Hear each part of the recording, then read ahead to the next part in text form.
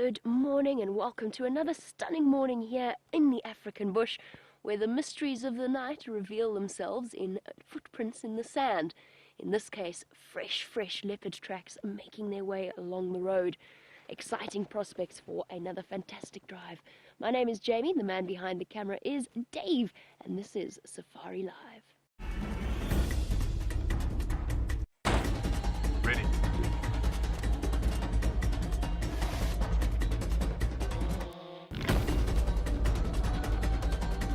Standing by.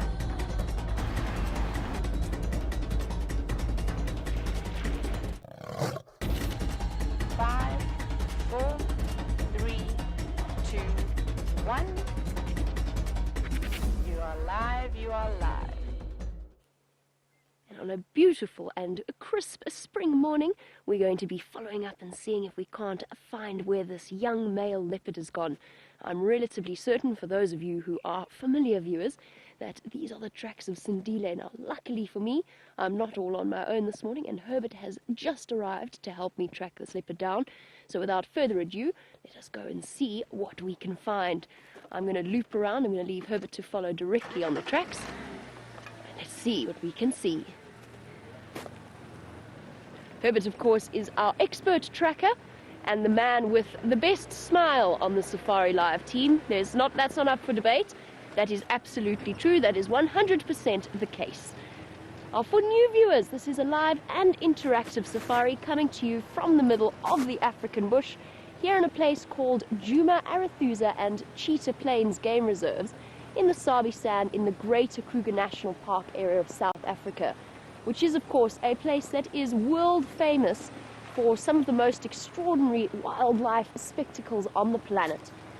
And not only are we live, but we're also interactive, which means that you can send through your questions on hashtag Safari Live on Twitter, or please do email through to questions@wildearth.tv and let us see what we can find. And it's not just us on the vehicle, there's also Steph out with Gendre. This is, of course, the first time I have, since I got back to work, that I've been working with a dazzling Dave. We'll all give him a warm welcome as well. And we're going to go and search and see if we can find this leopard. And then, of course, there's also the exciting prospect. For those of you who missed the sunset drive yesterday afternoon, it was my first drive back at work after a 2-week vacation. And I had a lovely welcome back. We had Sindile, the beautiful Sindile, always lovely to see and catch up and see how he's doing. And he's looking so incredibly healthy and good. And then, wonderful Herbert managed to track down the Nkuhumas on a fresh buffalo kill, with the cubs demonstrating that even at a couple of months old, our little lions are fierce predators, growling at mom to try and get access to the buffalo that they were feeding on, buffalo breakfast. Having a look here. I think young Sindile might have encountered the odd lion last night as well. Not necessarily, it's just tracks in the sand in the same places where he's walked. Just want to check something here. He might have decided that perhaps not worth his while sticking about.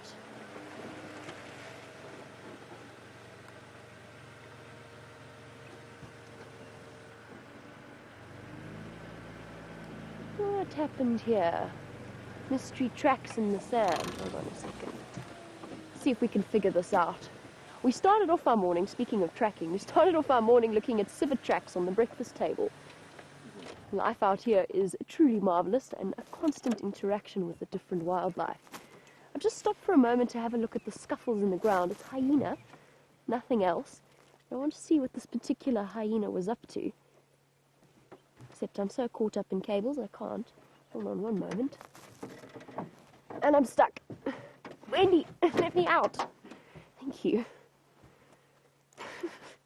Right, we'll unwrap myself here.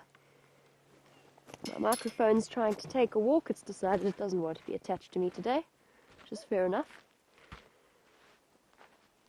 But there's just something that was happening here. Little scuff marks, and I think what happened here is that a hyena came and picked up some predator's scat. My guess would be either leopard or lion, This hyena wandered up and is kind of having a sniff, pushing the scat around, maybe even nibbling on it a bit. You can see where the scuff marks are from the tracks. The actual footprints are here. This is the hyena track. Now, hyenas are curious things by nature, and it seems as though this particular one just went to investigate. Oh no, I'm coming now. I just want to check something quickly. That's most unfortunate. Well, it was safe to say that it was lion scat, because the rest of it is here, safely squashed underneath one of my front tires, which, as you know, is never an ideal thing, because the scent of lion scat will stay with one for many, many days and hours to come. Dear, how terribly unfortunate. So myself and one lonesome hyena somewhere around this reserve now have come away smelling a little bit like lion scat. Oh well.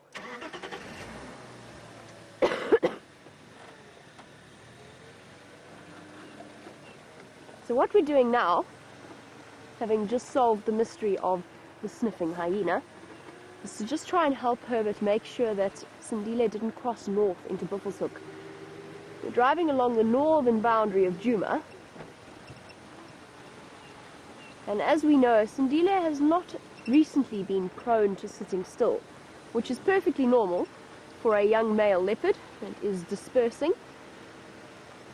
He's trying to find himself a nice, safe spot where he can move around and see whether or not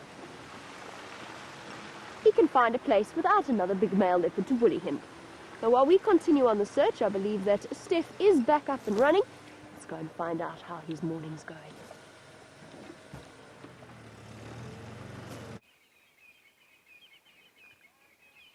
Good morning, good morning. It is actually going all right, and I just want to wish you hello, basically. And for myself and Jeandre at least,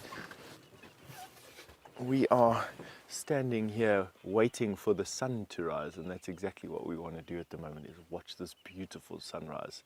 So Jeandre is back from leave, and for the first time back in the camera, so excuse any shakes, sudden movements, blurry vision. Excuse me fiddling over here, I got to get these voices out of my head. There we go.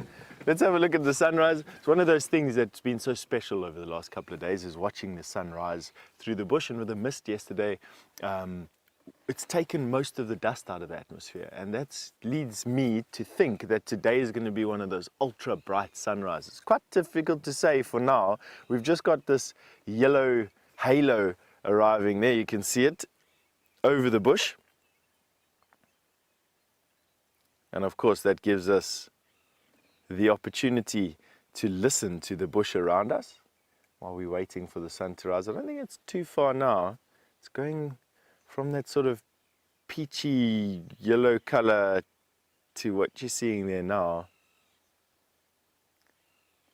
Bushes chorusing around us. We've got a couple of birds this morning. We heard some lions roaring from camp, but very far away, and there was a bushbuck calling at Gallagher Pan just before we set out this morning. But no luck there. I don't quite know what it was barking at. It just seemed to give two barks, this little bushbuck, and then it moved on.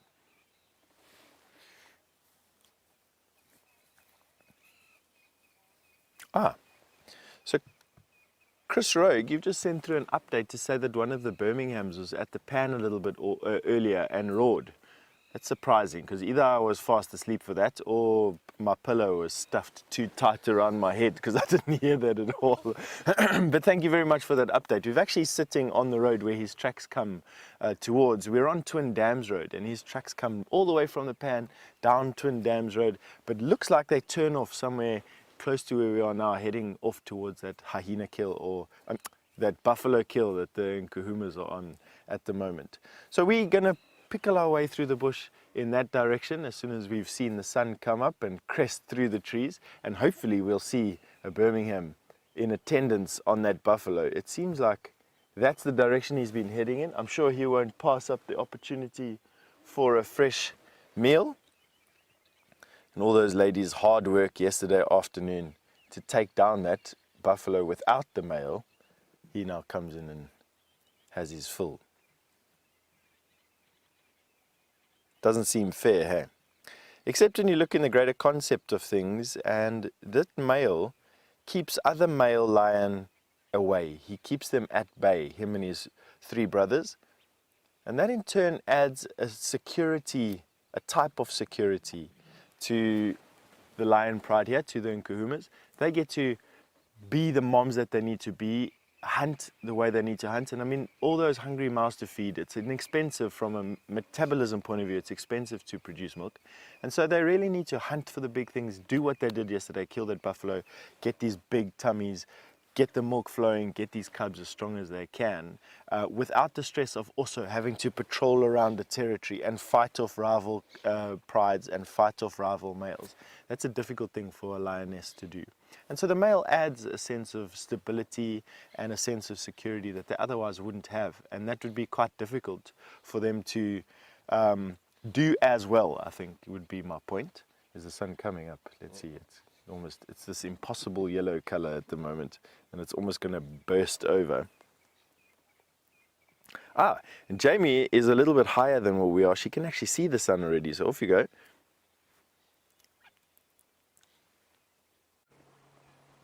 Higher up indeed, and looking at the beautiful view and waiting for the warmth of the sun rays to chase away the last of the evening's chill. No sunset is the same, or indeed sunrise, as is the case now, because that's generally what happens in the morning here.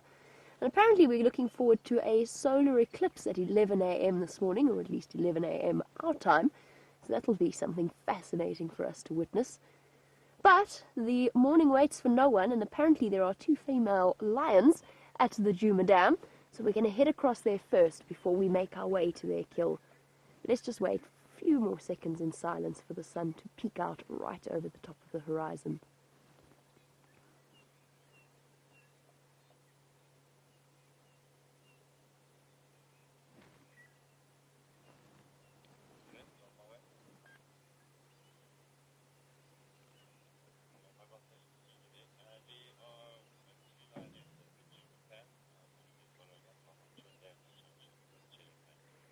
Beautiful. Okay, it sounds as though, because we've actually got quite a way to go to get to those lionesses, it sounds as though Steph is closer, so I'm going to leave him to do that and start making my way towards that buffalo kill, where I'm sure we will find a now familiar scene of gore and gorging as the lions continue to finish off the buffalo and the cubs fight for their spot. I think that's what we'll do. Perhaps we're going to have a lion-filled morning this morning. No idea what it is. It's a lot. Just a quick update on Sindile. Sindile is in Buffelshoek. Thank you. Apparently my voice was disappearing, but it's come back again. Sindile decided that perhaps Djuma, land of the lions, was not the place that he wants to be for now, so he's crossed north over our boundary and into a part of the area that we cannot go. Of course, we have restrictions as to where we can drive. The different lodges all have different places that they can go. The animals have no such restrictions, and they can go wherever they want, and I wonder if they don't find it a little bit ridiculous. Although I suppose it's basically the equivalent of an animal's territory.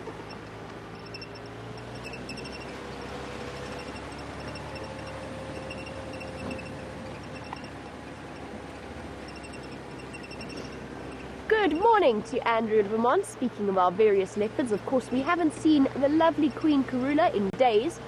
I haven't seen the lovely Queen Karula in much longer than that, but that's because I've been away. And Andrew wants to know who is our favourite leopard. Whoa, that's a difficult one, Andrew. I feel like I'm going to get myself into trouble with various fan groups of various leopards. If I had to choose, I've got a very soft spot for Thandi, Karula's daughter. Now, I love all of our leopards, and I enjoy spending time with them. I'm not quite sure what it is that I find so attractive about Thandi. I think it's her personality. She's a tiny little leopard. I mean, really tiny. When I've had her walking right up close to the vehicle, she sort of disappears. lioness is going to drink. She kind of disappears right next to the tire. So she's really small, but she's also quite, what would be the word, spirited. Let's put it that way. We'll say she's spirited. She's definitely got plenty of spunk in her, which means that occasionally she growls and hisses, and I've seen her smack Tingana around. It's difficult to choose, but I think if I had to choose, she would be one of them, and I'm just dying to have a chance to see her new cubs, because of course I don't think any of us have seen them just yet. Some of the other lodges have, but we have not. So that's something on our to-do list of leopards to see. But it's really difficult to choose. I mean, that's like asking what's our favorite animal. Depends on the day, depends on the mood. I also have an exceptionally soft spot for young Sindile, just because of all that he's been through and the story that has evolved around him is the most incredible thing. And he was such a picture of innocence when he's still a picture of innocence, but he was such a picture of innocence when he was little, and he provided us with hours and hours of young male leopard cub entertainment before being whisked away to the wildlife rehabilitation center that he was in. And to have survived as he has after 8 months of captivity and confinement is a truly extraordinary feat. And I know that each and every single viewer has their own favorite leopard. Lots and lots of you would, of course, say the lovely Queen Karula. And as one of the oldest that we see, I can completely understand that, because her progress has been tracked throughout her life. She's an extraordinarily successful mom. She's raised many litters of healthy, happy, bouncing cubs to adulthood. So it's difficult to say. Dave, do you have a favorite leopard? I think Nkanyeni's up there for me. Nkanyeni. So Dave is on Brent's team in that he thinks that Nkanyeni is right up there amongst his favorite leopards. I, of course, have not seen Nkanyeni, so I wouldn't know. I'm not in any way bitter about that at all, not one little bit. Okie dokie, well, since I said it's been a lion-filled morning, let us go across to Steph and find out how his search for those 2 lionesses is going, and whether or not they've started making their way back towards the buffalo kill.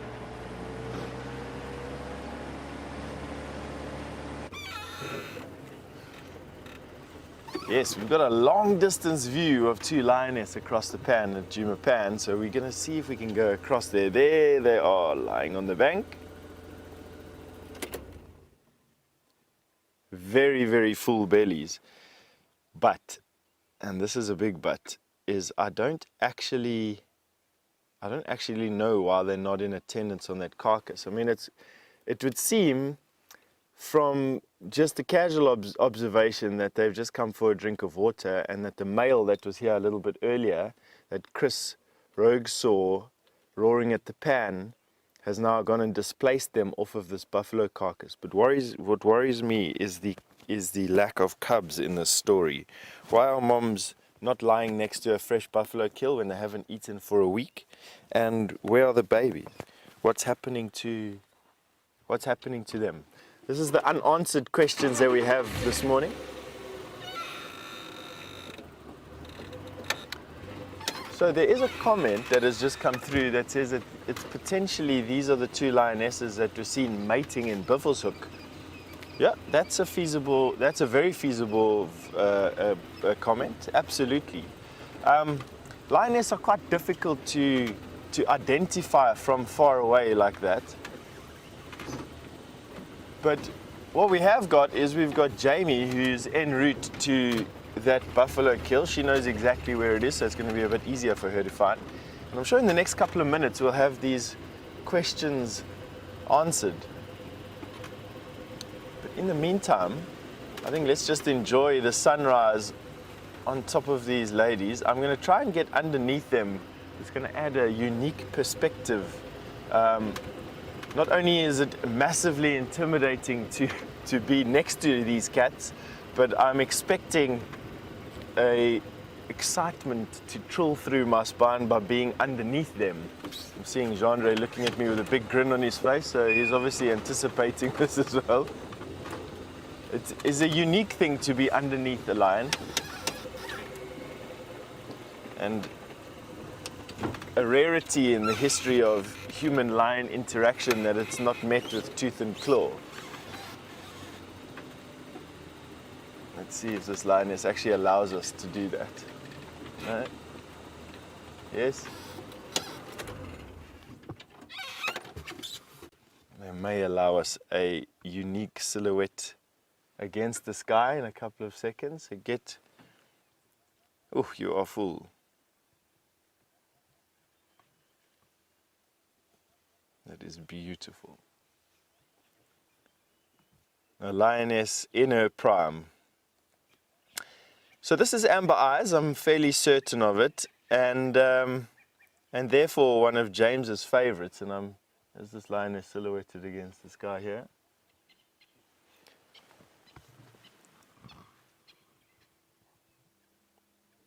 Not as crisp as I thought it was going to be, but then that's why I'm not a cameraman. Jean is trying his best to try and create the shot that I've predicted here. Doing a great job. I'm going to just move the sun, apparently that'll work.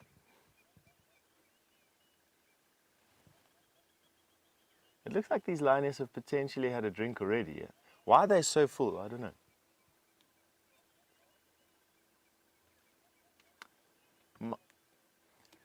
Michael, you just asked at what point after mating will we be able to see signs that these ladies are pregnant? Michael, to be honest with you, they don't actually show anything until a couple of days before they're born, and then only a sort of light swelling of their mammary glands. They do get heavier in the belly, and it's a different heavy, it's a different weight to food heavy. But to be honest with you, it's an educated guess at best whether they take or not. So yes, unfortunately we don't really know. But since they've been mating for the last 5 days, what you could do is set your calendar for 110 days from today. That is how long the gestation period of these mighty cats are.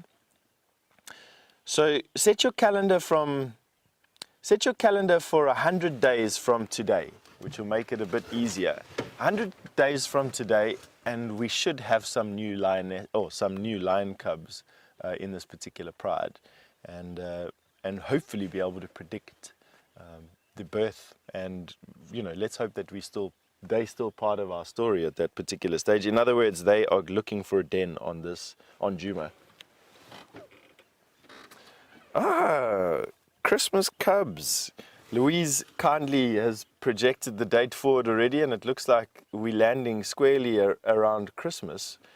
And that's actually quite special, Christmas presents. So there we go. All wish for new cubs around Christmas. Maybe we're lucky, and the male that was busy mating with them managed to do what he's supposed to do. Right now, they've got a belly full of something. I presume that they've been visiting that buffalo carcass. I presume that they've come for a drink. However, they're just lying here looking at nothing at the moment. And I presume they're going to make their way back to the carcass. But there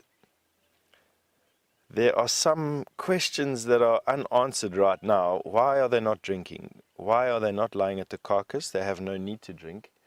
And why are they not lying with their sisters and their cubs? What is happening at that carcass? I'm dying to know. I do know that Jamie is off-road and approaching that carcass. So for you, at least in the next couple of minutes, some, if not all of those questions will be answered. And I'm starting to turn a little green with envy. The wonder that is this Wild Earth product, the Safari Life product, is that you get to do that. And for those of you just joining us for the first time recently, we've also managed to not only jump between vehicles in different parts of this reserve, we've also managed to jump between vehicles in different countries. We did a live show from the Mara Triangle, which is in Kenya, watching the wildebeest and the zebra and all sorts, the menagerie that is the Mara Triangle at the moment, crossing and recrossing the river, getting eaten by crocodiles. Just absolutely fantastic. And the reason I'm telling you now is because with Jean-André's return on the back of the camera, also returned, or James also returned, who'll be in front of the camera, I think, this afternoon to tell you some more about his adventures out there. In the meantime, let me just see if I can pull the car forward a little bit. I did tell you that I was going to put you underneath the lion, and I still want to do that.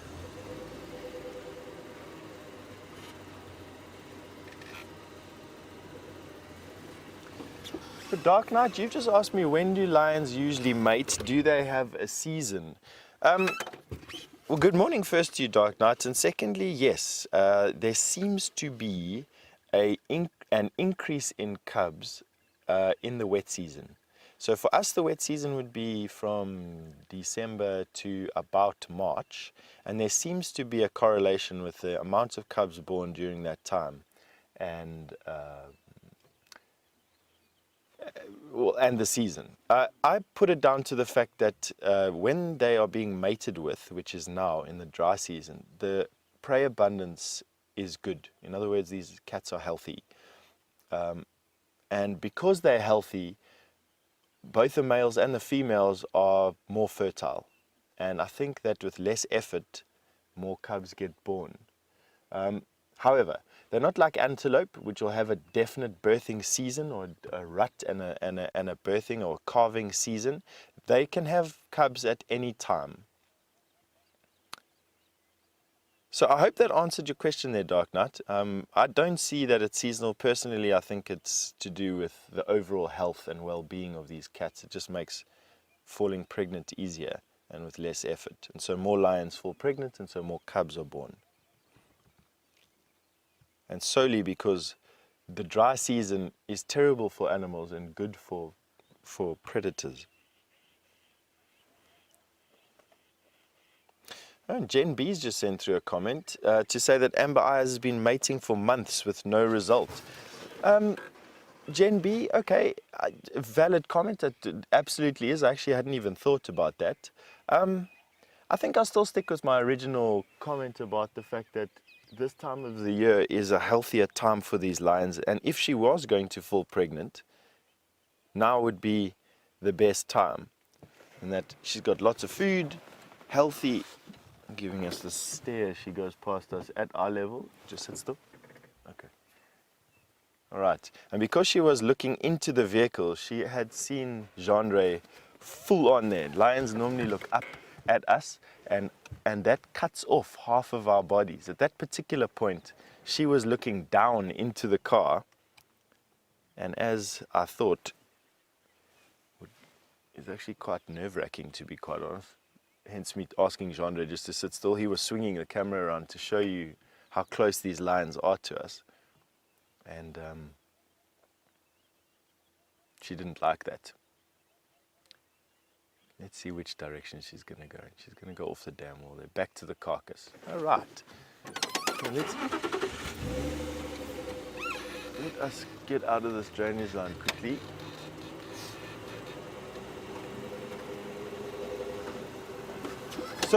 So yes, I think if she was going to fall pregnant, now would be the best time for her to actually fall pregnant.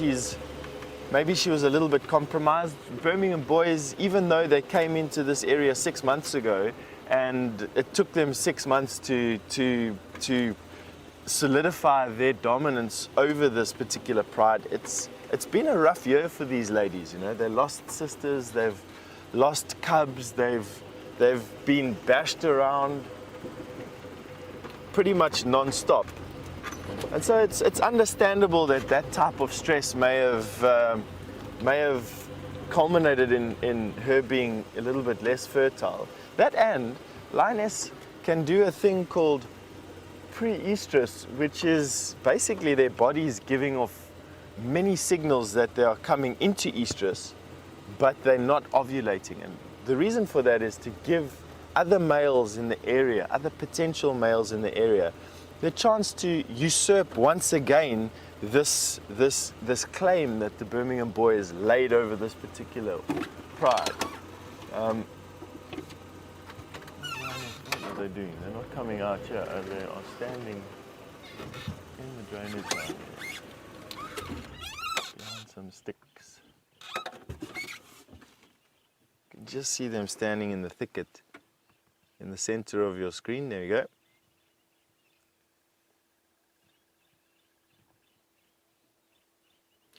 So she may have been exhibiting some of these like pre-estrus, being a slightly older lioness. Maybe she wasn't completely convinced that these Birmingham boys actually had what it took to be the sires of the next generation of Nkuhuma cubs. And it's completely feasible that, I mean, you can understand it.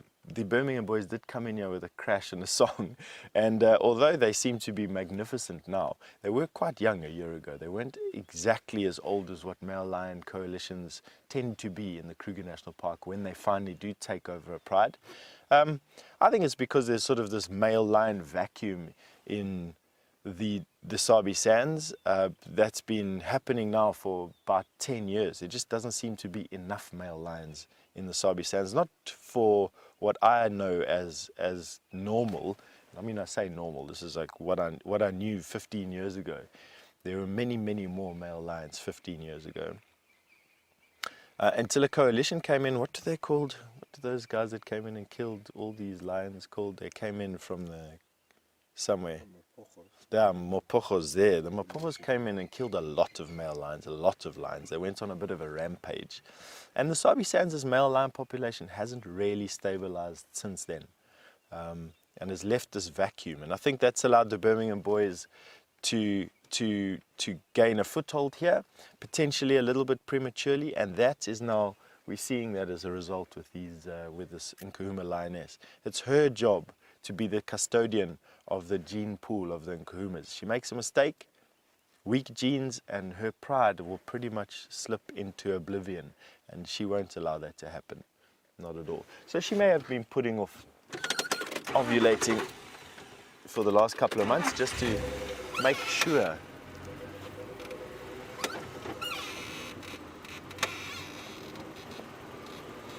Cheryl, all the way from Oregon. Good morning, Cheryl. You've commented saying that could it be that Amber Eyes is infertile? Yes, it could actually be. There's always a chance that a lioness becomes barren for whatever reason. Time will tell. Let's give her this good season. Let's give her this healthy season. You know, this drought and all the stress that it puts the herbivores under and the boost that it gives these predators. Let's give her this. Let's give her and the Birmingham boys the chance to build a relationship and for them to prove that they have what it takes to father the next generation of cubs. And then we'll decide on that. I'd like to think it's something a lot more pleasurable to think about. Right. Now, we've got these lioness walking in the drainage line here. I wonder if they're going to walk all the way down or if they're going to come up behind us at some point. Let's see here.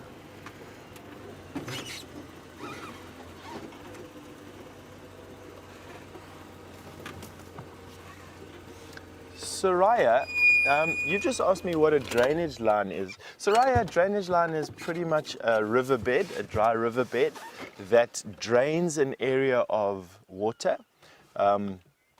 that then runs to a bigger drainage line, which then eventually joins a river, dry or not, will eventually join a permanent river. So a drainage line is basically like the fingers of a river. If you've ever seen a photograph of the Amazon basin or the Mississippi, you would see that the river itself, before it goes into the sea, is branches into many branches, and from branches into branchlets, and from branchlets into twigs.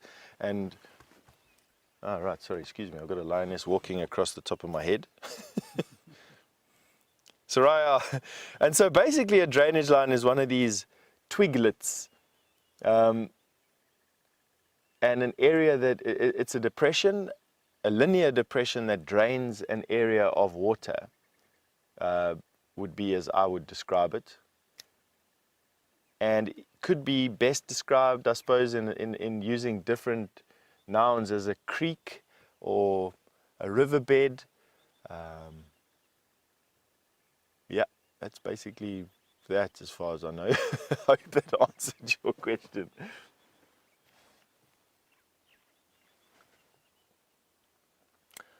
Alright, so we got these lioness now walking on a game path here through these thickets inside this depression. They look to be going back towards that buffalo. I think where are we going to get in there? Alright, so Jamie has finally managed to get through the bush and is now sitting next to that dead buffalo from yesterday with the rest of the Nkahuma sisterhood. And we're going to send you through there. I'm looking forward to understanding the questions.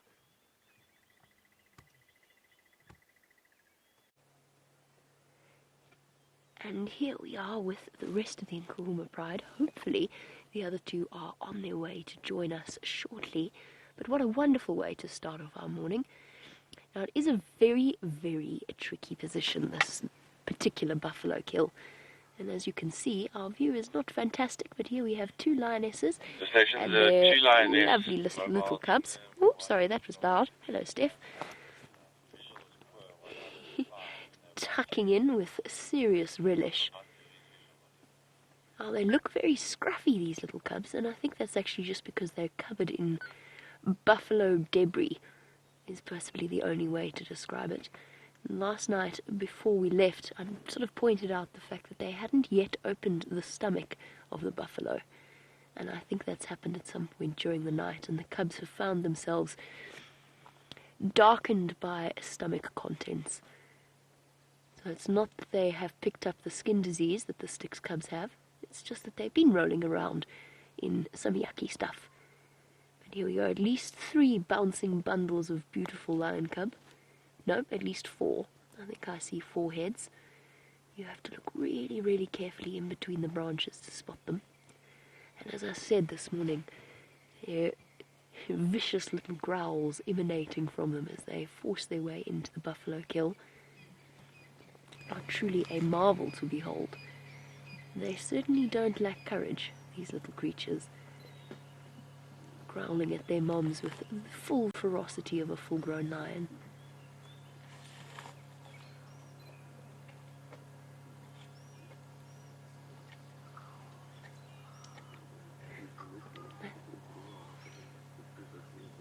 I think perhaps the noises that the cubs have made have become one of my favourite parts of any sighting that we've shared with them.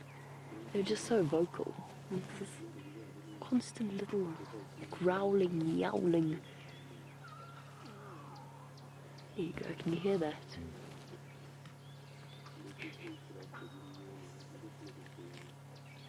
Little mini tantrums on an almost minute basis. Talking. And even occasionally practicing their big boy or girl roars. Look at you little ones.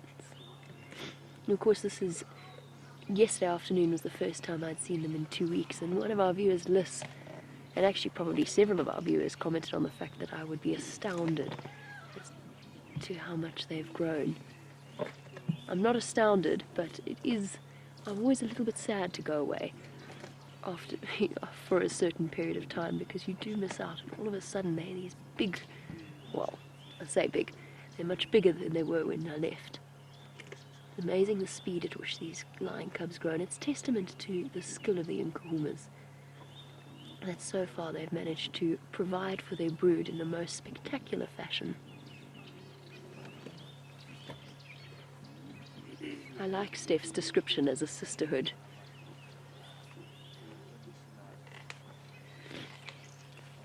Andrew in Vermont, again a lovely question coming through from you. And good morning and welcome to the Sunrise Safari. Andrew would like to know if lions ever scare me. No, but I do have a healthy respect for them. So during the day we are of course the apex predator, but that being said, that knowledge does not always compute when you're on foot and all of a sudden the bushes start making sounds roughly equivalent to sort of 5 or so Harley Davidsons starting up at the same time. So a lion roar, or lion growl at least, is the kind of sound that will raise the hairs on the back of your neck and definitely get your heart racing. So yes, I suppose I'm not going to lie and be macho about it. yes, I suppose it is. I would say they've scared me before. Never in the vehicle so far. I've been very fortunate. I've had 1 or 2 moments where I've been staring at the lion and the lion's been staring at me, but I wouldn't call that fear. It's a very sort of basic, almost instinctive response to that look. And lions really do. I still don't buy into this whole theory that lions don't see people in cars. I think that they absolutely do. They recognize individuals. It's just that they don't feel threatened by us. Nighttime, of course, is a whole different ballgame, and that is when lions come into their own, and that is when human beings would be very wise to respect their space and their skill. Very wise, or alternately very dead. We do definitely try and avoid walking in the bush at night, and we've had a few experiences recently because they've been close to human habitation where they've glanced in the direction of people wandering about in a way that is not entirely comfortable. You don't need to be scared of the animals out here. Nothing here is out to attack you, but they do deserve a tremendous amount of respect. Our little cubs, as we spoke about before, are covered in buffalo stomach contents. There's no other way of putting it. In red, yes, the lions always discard stomach contents. So what often happens in situations where they've caught something small is they will consume it. Or if it's a sort of a lone lioness, she might actually remove the stomach contents and bury it, and then move the carcass further away. And the reason behind that is that the stomach contents are the things that start to smell the strongest, the fastest, which of course is guaranteed to attract scavengers, which is why leopards will always disembowel their prey and then move it away from where they made the actual kill. So there's no real nutritional value. Sometimes they lick the walls of the intestines or the stomach, but that's more for the meat surrounding it. They do not have the digestive process capable of dealing with huge amounts of grass. So they never eat the intestines in the stomach. Hyenas will. They'll munch away on it for a bit, and the vultures will come and peck away, so that by the end of this buffalo carcass in the next 4 or 5 days, everything except some of the bones will be completely consumed. But they do like to roll in it on the odd occasion, which means that lions at a kill are not pristine looking, let's put it that way. This little cub that you can just see on the bottom of your screen. Ooh. Can you hear that bird? Lovely bird call. Haven't heard that in a while. There's a boo-boo that was calling there. But yes, that little cub looks like it's been rolling in green sludge, which is quite revolting. But they're having a ball. And like all children, a little bit of muck is really not a problem. Look at that cub getting tucked in there. Contorting itself to get at the intercostal muscles of the ribs. Something that we chatted about yesterday, the fact that it's not easy to be a little lion cub with little jaws and little teeth to try and get and tear off pieces of meat. Oh, yummy.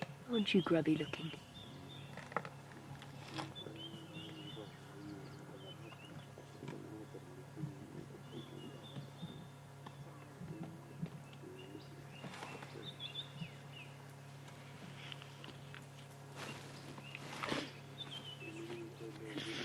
Now, I said in the next 4 or so days this entire buffalo carcass will be gone, but that does not mean that the lions won't be finished it before then.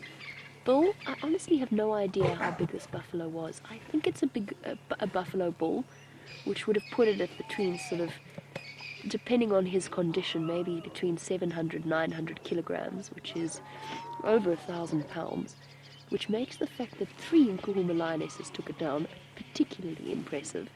But to be honest, it's very difficult to tell. It might also have been a slightly smaller buffalo, a female perhaps. I don't think it's a sub-adult. I think it is an adult buffalo. But because of the position that they're in, I haven't had a proper opportunity to see exactly how big their prey is. And it is an extraordinary feat. When you think about it, a lioness, maybe 150 kilograms, and that's being generous, although the Nkuhumas are not little ladies. They're particularly big lionesses. But one lioness weighing 150 kilograms, working with the rest of her pride to bring down something that is 5 5 times her weight. The potential for disaster is enormous, and yet it's something that they have to do every 3 days, or every 4 days, or however often it happens to be. Run that risk of serious injury or death, which of course is exactly what the risk that the buffalo runs as well.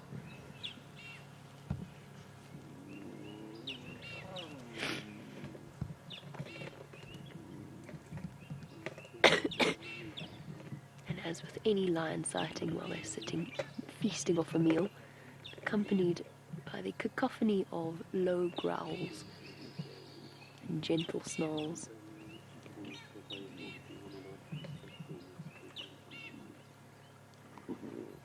We're going to wait for our chance to acquire a better position in this particular sighting.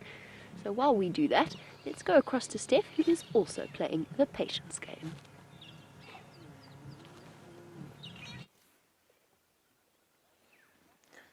That's right, we are just playing a patience game. We've now hopscotched down the Mawati drainage line to see if the lioness don't carry on coming down, and they haven't passed us.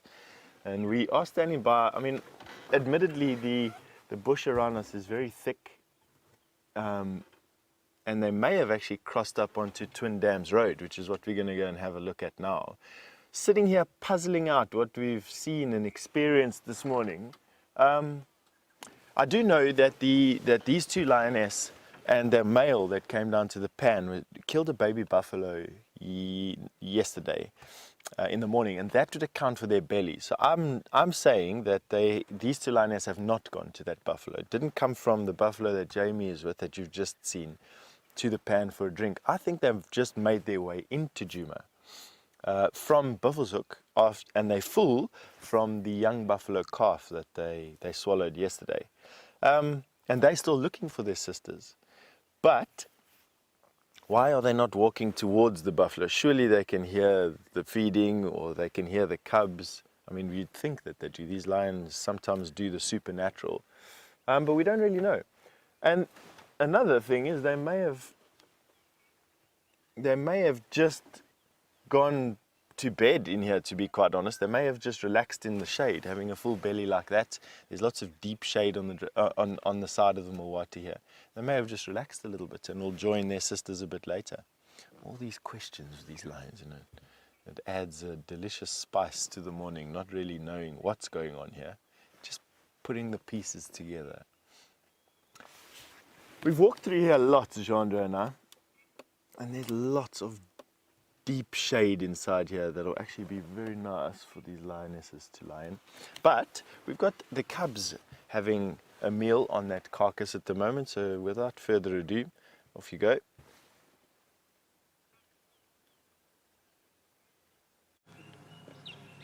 Now, wouldn't you love to know the secret lines of communication between the different lionesses? Because I strongly suspect that Amber Eyes and the young female that Steph had earlier know about this buffalo carcass, and yes, certainly they might have heard the deep growls that accompany feeding, or perhaps they don't know at all that this buffalo carcass is here, and they're just busy seeing if they can't find the rest of their pride by a combination of smell and then also just knowing the different areas that they move about in. Speaking of smell, of course, this position that Dave and myself is in comes with a gentle aroma of slowly rotting buffalo carcass. Not too bad yet. Wait, Dave. 2 days' time, we're going to know all about it. I've been trying to work out what's happening with the rest of the lion cubs. And I think that the other cubs, the younger cubs, are actually slightly off away from us in this really, really dense vegetation in the drainage line. In fact, I don't think, I know they are. I can sort of, or I could sort of see them in between the trees. Little flashes of tawny gambling about. So I think the youngest set, at least the youngest set of cubs, is down there. And Liz, strangely enough, you and I, not strangely enough, but you and I happen to be in agreement. Liz has said that she's glad that one of the Birmingham boys didn't decide to come and muscle in on this particular feast. And of course, male lions are incredibly useful creatures for the lionesses. They are a fantastic hyena deterrent, and as the father of these cubs, play a very, very important role in protecting them. But they're not very good at sharing. And a male lion, being a good 200 pounds heavier than the females, can consume far more and generally hogs the carcass until he has eaten his fill, not allowing the lionesses even so much as a little nibble. Although they've been seen sharing with the cubs, which makes sense because they're their offspring. But Bliss, I'm sort of with you on that. I'm glad that the Nkuhuma ladies have had a chance to keep this meal to themselves and the cubs.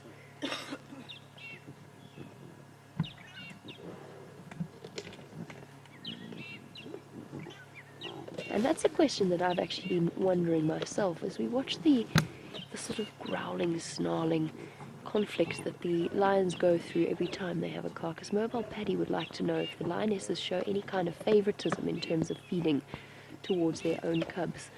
I was actually thinking about that yesterday because I made this sort of straight up assumption that the lioness that was feeding next to the cubs was the mom.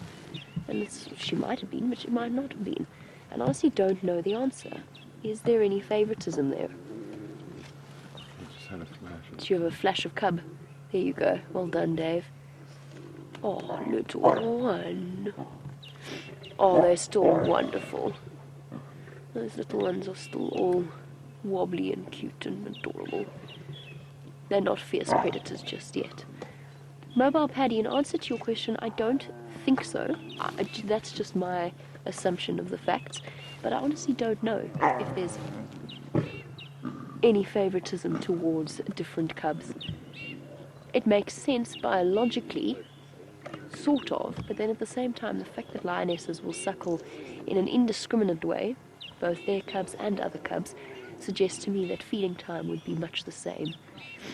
Basically, it's growl at everybody and all alike, and possibly batter the cub that gets a little bit too brave and too close. Lion meal times are not sedate family dinners where everybody sits around the table with a knife and fork. Although those of you with teenage boys, maybe siblings, perhaps you're more familiar with the style of competition over food.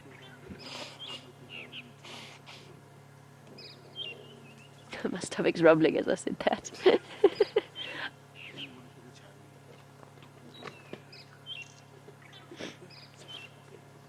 I said that these lionesses have to do this on a pretty much every 3 or 4 day basis. Kale wants to know how long they could go without food. Welcome, Kale, to the Sunrise Safari. The answer is quite a long time.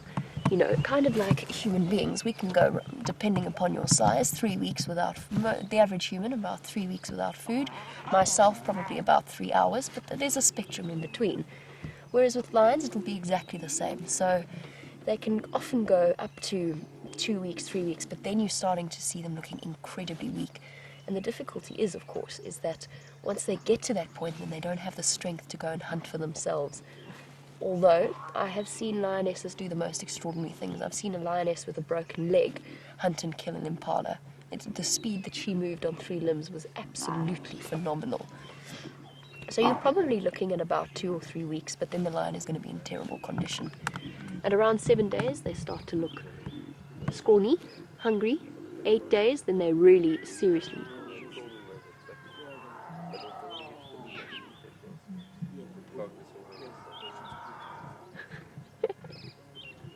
Such fierce sounds.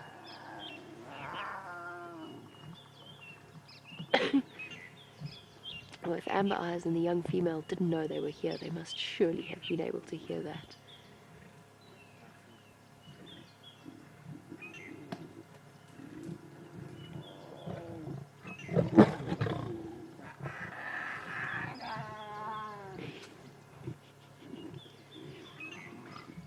I don't know what is so innately amusing about the sounds that they make.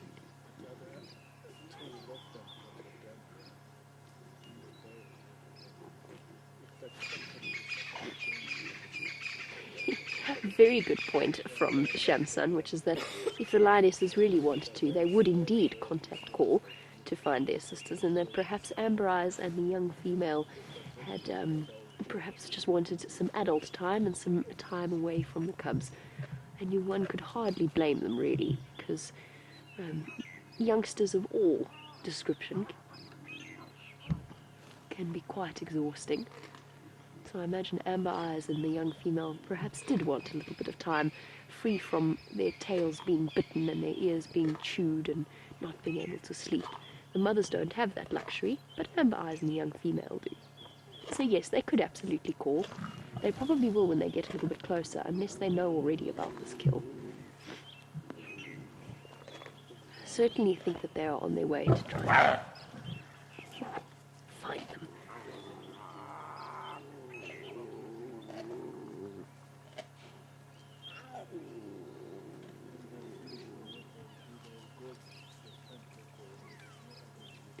Natural instincts coming into play. Now, speaking of our other lionesses and their progress in terms of finding and rejoining their sisters, let's go and see how Steph's patience game has played out.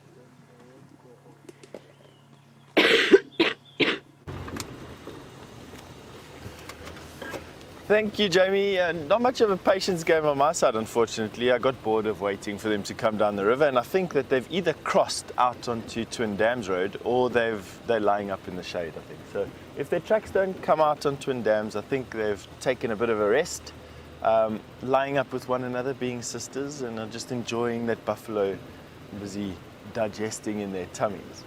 And I suppose having had a week's worth of mating attentions from a male, also just taking some time out. So if they don't come out on Twin Dams, I think my prognosis would be that they are lying somewhere in the shade here, and they'll come out later on today, potentially joining their sisters on that buffalo carcass. There's a very, very good chance that they do that. And yes, just to finish off a point that Jamie made, they will use contact calls to contact one another. The lioness pride as a unit will want to stick together. They won't want to split, and there are not that many lioness in this particular pride that it's necessary for them to split across their territory just yet. I think the very reason that we have these lioness on this morning is because of this need to come together. So if tracks don't come out here, and this is where we lost them, this is where I just want to keep a weather eye open over here and see what's going on. More and more bits and pieces of the puzzle of this morning are falling into place. That was alarm calling when we walked to our vehicles this morning. No doubt was calling at these lioness. I thought that they'd be called, or the bushbuck was calling at Sabi, who, when we left him last night, being a young male leopard, when we left him last night, he was pointed directly at the Djuma Pan on Aubrey's Road, about 2 miles or so from the pan itself, and you know, one of the two sources of water that he could have gone to. But yes, as so often happened, you know, what you think is then. Our signal's jumpy here, so we're going to put you back through to Jamie and finish up later. Well, Steph's signal may be jumpy, but so are our little lion cubs. And in a wonderful turn of affairs, the third mother came up with her bundle of little cubs in tow. So there are now bundles of cubs wandering about, playing with each other. And we've just got to hope that, oh, look at you. It's one of the youngest ones with a little spot still all over its face. We've just got to hope that they decide to move more into the open at some point. Nevertheless, a scene of familial contentment, sort of.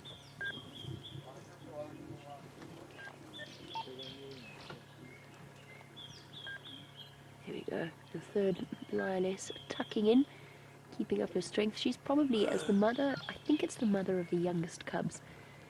And as a result, she might actually be the last female that is lactating. So all of the cubs will have a chance to feed from her, but it does mean that her body is under considerable stress in terms of resources. Not for too much longer though. Even the youngest of the Nkuhuma cubs are approaching the age where they will no longer get to suckle. It's just flashes of little tails and ears and... oh, It's exhausting work eating a buffalo.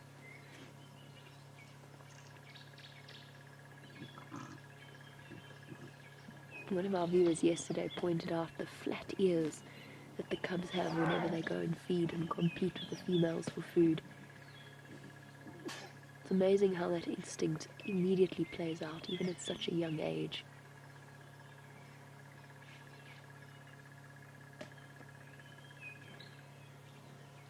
Oh, in the head goes into the carcass itself. So I was actually quite surprised yesterday by the fact that the lionesses hadn't removed the stomach contents straight away. Generally, the first parts of a buffalo carcass to be eaten are the livers, the heart, the kidney, the lungs, the most nutritious parts of that, and the easiest to eat in terms of being a lion and getting to the meat. But yesterday they'd only nibbled away a little bit around the backside of the buffalo. Perhaps just it was easier to get in there. But now all of that is gone, and they have to really content themselves with the hard jobs of peeling back the skin and then getting to the meat underneath. But a buffalo carcass like this will keep the lionesses, even if the other two join them, well fed for at least 2, maybe 3 days. So worth the risk in terms of hunting it down. Oh, some sisterly snarling.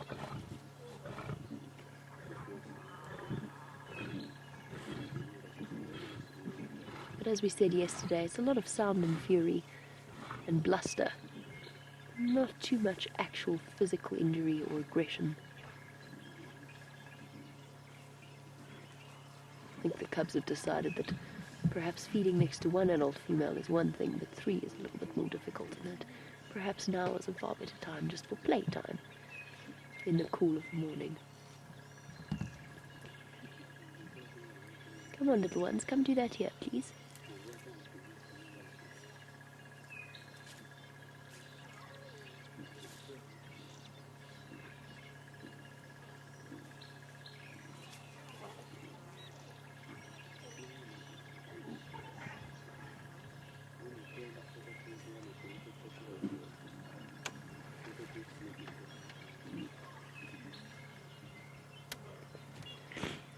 Now, the one marvelous thing about these live safaris is that we basically get to spend an unprecedented amount of time with the lions and the cubs and the characters of the various animals. And Kathy, who has been watching in Tennessee, says that she's noticed that there are some cubs that seem more aggressive than others of a similar age, and was wondering if they would go on to be more assertive personalities when they get older. Kathy, I'm a very firm believer, particularly with all animals, but it's particularly so with the big cats, that each one has their own distinctive personality. And yes, I definitely think that some are more assertive than others from birth. They start to develop and display those characteristics. I also think, though, there's a good chance that some of them are males. I mean, I know that some of these cubs are males. That might also explain that slightly extra level of aggression. But we've got to be careful of making assumptions like that. It might just be that that particular aggressive cub is feeling very hungry and therefore is being more assertive than it might otherwise be. So they're difficult assumptions to make, and it's sort of better and better, or we'll get to know them better and better as time goes on. But I would not be surprised at all if we see developing little personalities from each of the cubs and get to know them individually, although they're getting very difficult to recognize. Can I distract us from this lion sighting for one moment? Let me see, please stay. I found a spider on Brent's shuka that he very kindly left for me in case I got cold. As a leg blanket. You see it there, Dave? Just, yeah. He's so tiny. Wait, don't go away. Don't go away. Oh, get my hat out of the way. One very tiny but actually very beautiful spider. Oh, we're going down that way now. Now we've acquired a lovely little... Oh, now I've acquired a lovely little friend. Where are you going? Don't go down my sleeve, please. That would not be... Oh. I'm going to try and move my new friend to a slightly more convenient spot. And while I do that, let's go and have a look at the little antelope that Steph has found.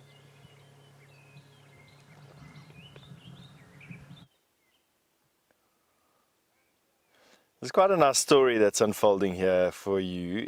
That's obviously a grey duiker with a black tail stripe and diminutive size. But the story that is here is that there's the tree growing out of the terma mound, fruiting. It's a jackalberry tree, giant jackalberry tree, and in the branches of the jackalberry tree is a troop of vervet monkey. And what they're doing is they're feeding, and vervet monkey feed incredibly messily. And the husks and the discarded pips of the jackalberry are falling onto the floor, and the grey duiker is eating those husks and pips. And that's the story. It's how the grey duiker is utilizing the messy habits of the monkey to feed itself today on the fruits of the jackalberry tree. There's a monkey there on the knobthorn just to the right of the tree.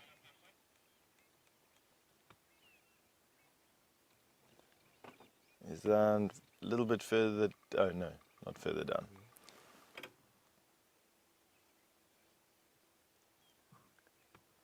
Come down.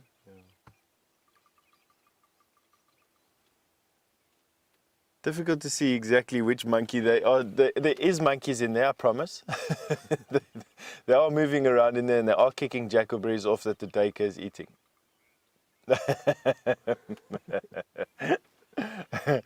We'll see them now. Let me go a little bit closer for you. There's one. No. As we've moved up, I think they've gone to go now eat at the back end of the tree there.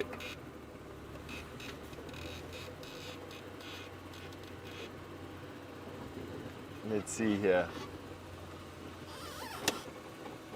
There's one's face over there. There's a couple of them.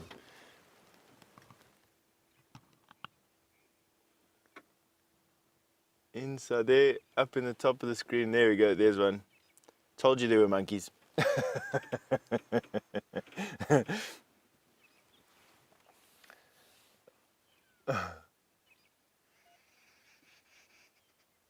It's just such a great jackalberry tree. I've forgotten about my quest looking at this jackalberry tree.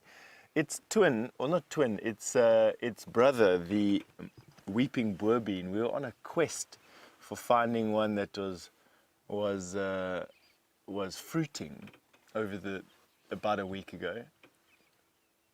And looking at this fruiting, or flowering, excuse me, and looking at this fruiting jackalberry has made me want to revive that quest. And first we're looking at these vervet monkeys. They hang around here in small troops and are a great help to us in relocating and finding leopard on the property. Very vigilant, as you can see. Have a look, there's the jackalberry fruits, and let's see what he does. Let's see if you can see him eating. He may discard the husk, and you'll see how he'll just drop it, and that is what the diminutive, there we go, you can see him drop it with hardly even having tasted it, and that is exactly what the grey duiker is busy eating. And in actual fact, where this tree gets its name from, the jackalberry, it's not uncommon to find jackal in some areas also feeding on the discarded fruit from monkeys.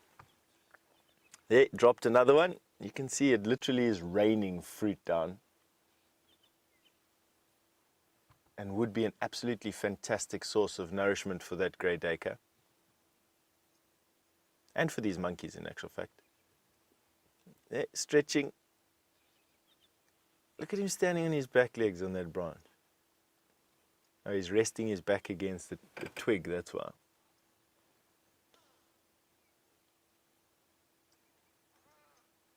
Just busy peeling the husk out. The fruit itself tastes quite bready. It's a mealy type of fruit. We can actually eat it. It's not dangerous for humans to eat, but it doesn't taste very nice. James, I think, has eaten one or two of this season's crop,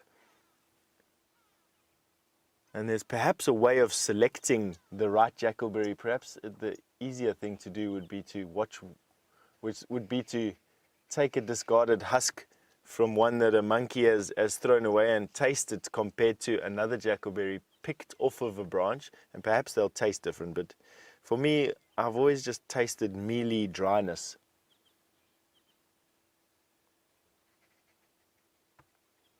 Almost prune-like actually in how it tastes, or date-like actually is probably the better way of putting it. Tastes like a date.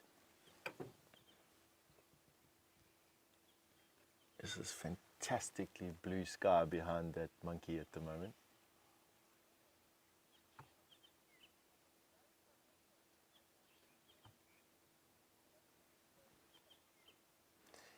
Anna Marie, you've just commented by saying that, okay, we're sending you over to Jamie. There's some lions coming in that kill.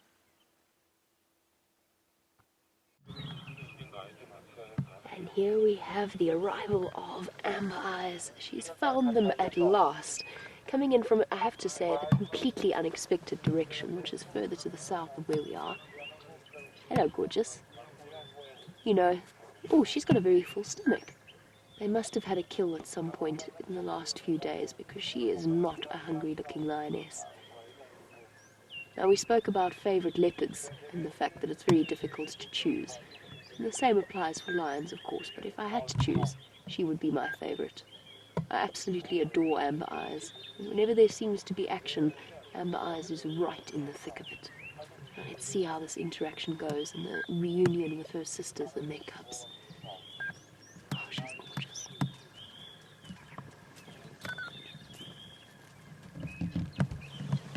Moving right next to the vehicle. So I'm just going to keep my voice down. There's always a slight tentativeness in her approach. She doesn't know which lions, I mean, she will know that her sisters are here, but she doesn't know what else is around. So she is going to approach with a degree of care, giving us a beautiful view of that ridge that runs along the top of her head and down the back of her neck, particularly prominent in Amber Eyes. And I see her scar has started to disappear on her shoulder. What's there, girl? Here comes the young lioness. And joining in.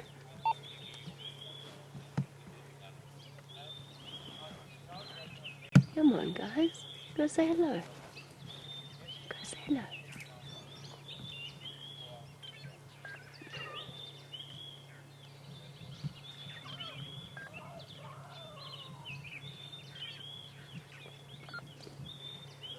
Amber Eyes called Amber Eyes because she's got amber eyes, and we're very inventive when it comes to naming things. We definitely step right out of the box, but she does have the most glorious eye, sort of orangey eye colour. Christy, yes, I think when she does have cubs, there is a very good chance that she's going to pass that amber eye gene on to them. I'm not sure exactly whether or not it is a recessive gene, or perhaps it is an alternative explanation. It's obviously genetic. One thing I can tell you is that I've recently come from the reserve that I used to work at. I actually didn't spend much time looking at the eye colour of the lions there while I was working there. It's something that I've only started to notice properly since I started working at Safari Life. Oh, fair enough. And a joyous greeting indeed, as she lay down in the shade to rest and recover from her very full belly. Sorry, but the one thing I did notice is that the amber eyes, on that particular reserve where I used to work, there's lots and lots of lions with amber eyes. So it's clearly genetic. It might even be area-based. But I've got a few pictures of the lions there that are very brown-eyed, similar to amber eyes. So yes, I think she could well pass that gene on. You might even see it in some of the little cubs, even that aren't hers, as they start to grow older. So having a snuffle around. Off we get. You do know there's a big buffalo over there, girl? Or are you just too full to be terribly bothered?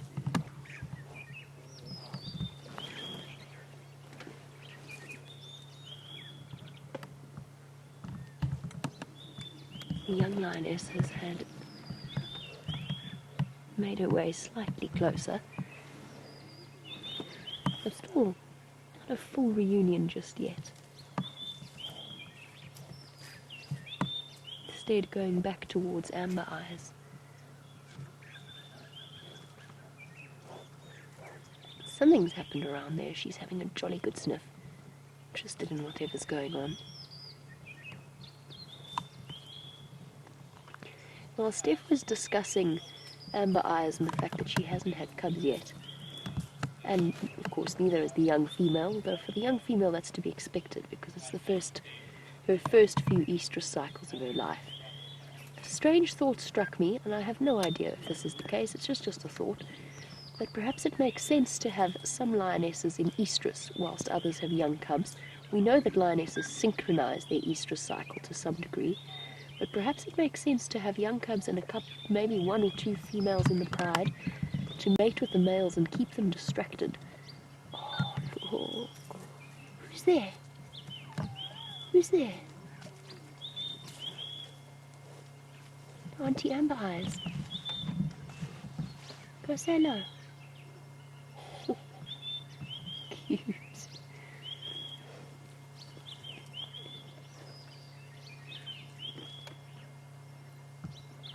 Even Nami's absolutely right. Even if Amber Eyes doesn't have cubs, she certainly makes a fantastic aunt. Look at that tentative approach. Oh, that's gorgeous. Oh, oh you're so brave.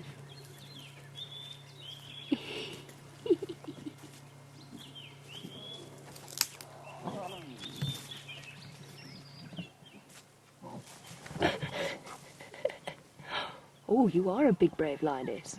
Are those cubs quite scary?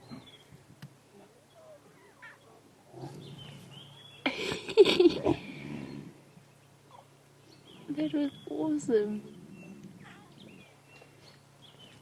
All part of playtime.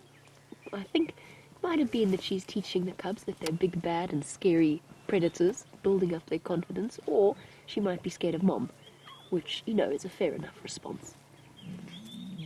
Ah, there we go. That's the greeting we were waiting for. And the cubs, emboldened by the presence of Mom, going to say hello.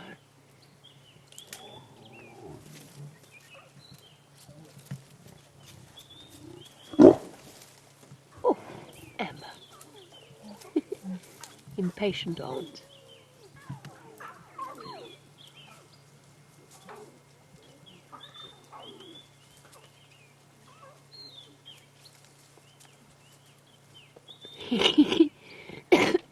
Excuse me. Collection of little cubs. Will you play with me? No? Okay. Fine. Like that. Will you play with me?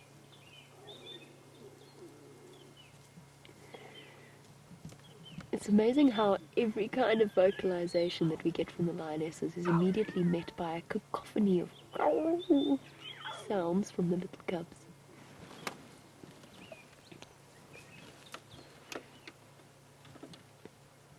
And that was such a lovely scene.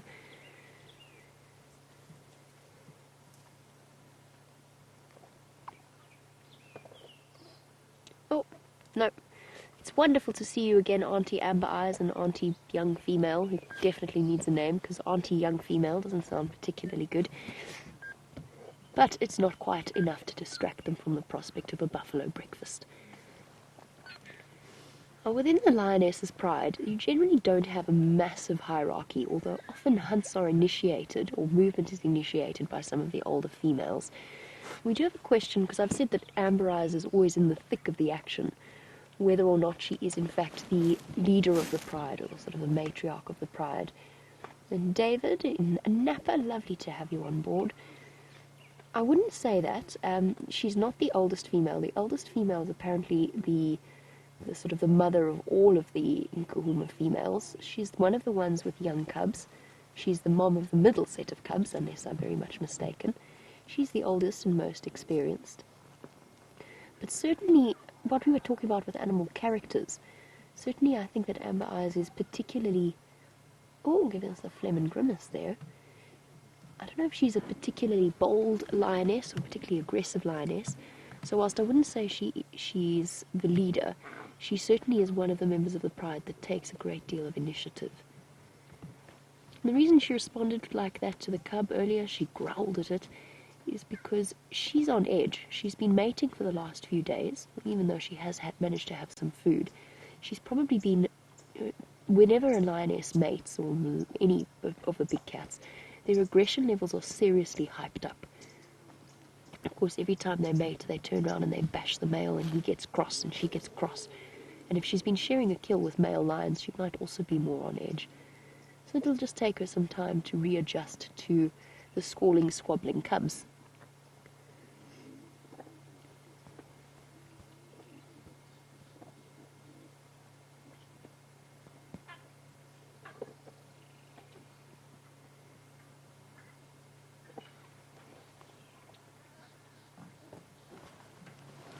And a very, very good question from Sandy in Missouri, and it's something that we've been watching play out over the last few weeks, starting, of course, with that extraordinary explosion of sound and fury that we had just before I went on leave when Hayden was still here. So Sandy's confused about the male lions and their personalities because they're dominant over the lionesses, but we've seen recently the lionesses ganging up on the males and the males backing off and backing away. She wants to know a little bit more in detail, and it's quite a complex answer. So what often happens with lionesses and their cubs is that their fuses are particularly short. They feel very protective over the little cubs, and that means that they explode out in a very aggressive manner very quickly. The lions are dominant over the lionesses, but only when it really, really counts. And that means when there is a lioness in estrus or when there is food. Beyond that, if they put a toe out of line and the lionesses respond aggressively, it's not worth being injured by a ball of fury, and whilst the lionesses are smaller and less dominant, they are more than capable of inflicting some relatively serious injuries if they want to. So for the most part, with all predators, they try and avoid injury, and they try and avoid things escalating to the point of really using teeth and claws to the maximum. And as a result, I think that's why often the male lions back off unless it is something particularly that they feel strongly about fighting for, which inevitably with male lions is food and females. The females are just on a short fuse, and you don't mess with a lioness and her cubs, or any female animal and their offspring. Okay guys, I just need to hop onto the Game Drive channel. There are other vehicles that want to come through into the sighting. We've had a wonderful reunion, but I think it might be time for us to go. So while we do that and we have a quick chat on the Game Drive channel, let's head across to Seth for an update.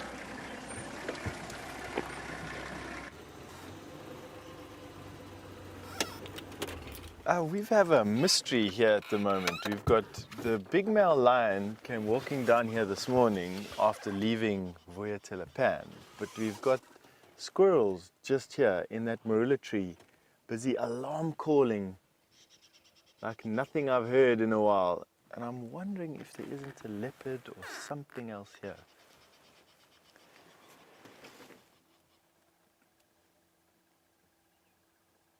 Look at that southern tree squirrel. This particular squirrel is not giving an alarm call, but the one on the other side of the tree is. I want to see if we can see them. I don't quite know what has flown in here. There could be it's probably a bird of prey, but you never quite know with these things, you know. There could be a leopard hiding around over here as easily as there could be a pale chanting goshawk or something, or a dark chanting goshawk here. Or this male lion in actual fact. So I think it does warrant a closer inspection. Let's see what type of tracks that we have over here, or what we can see. And if nothing else, it will allow us a nice view of an alarm calling squirrel, which is so often what Brent uses and what we all use. Where is this squirrel?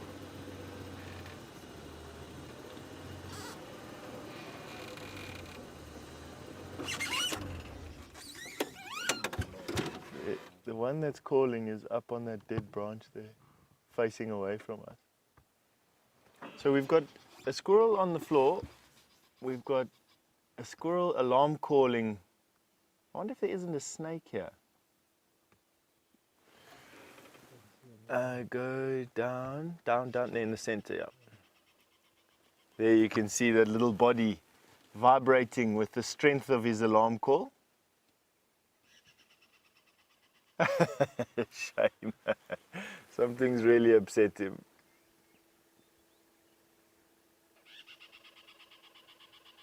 Shame, man.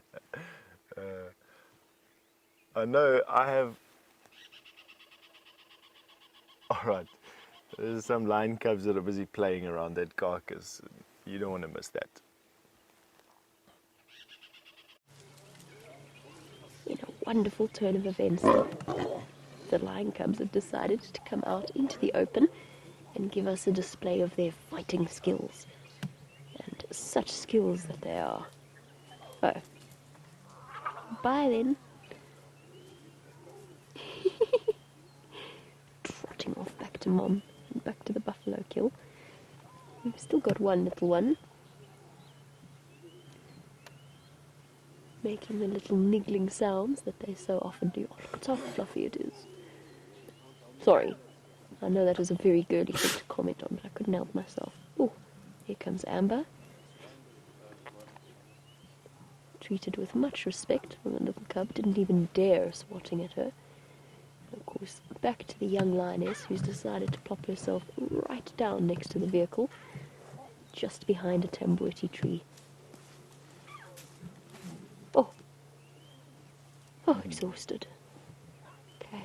Contented, full bellies. They found their sisters and the niggling cubs.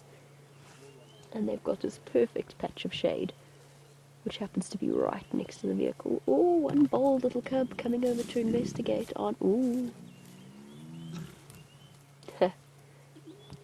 Message received loud and clear. Amber Eyes, you're not in a good mood this morning, huh? It's okay. The cubs have other things to occupy themselves with.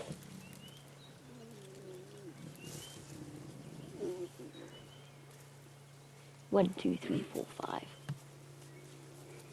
Stunning. Must be the 5 oldest cubs. There is a very noticeable difference. Absolutely wonderful. I think Amber Eyes is just cross because it's been a long mating period. Her tolerance is waning thin. Look at you, you mucky creature. You've got breakfast all over your face. Now, where are you going? Going adventuring.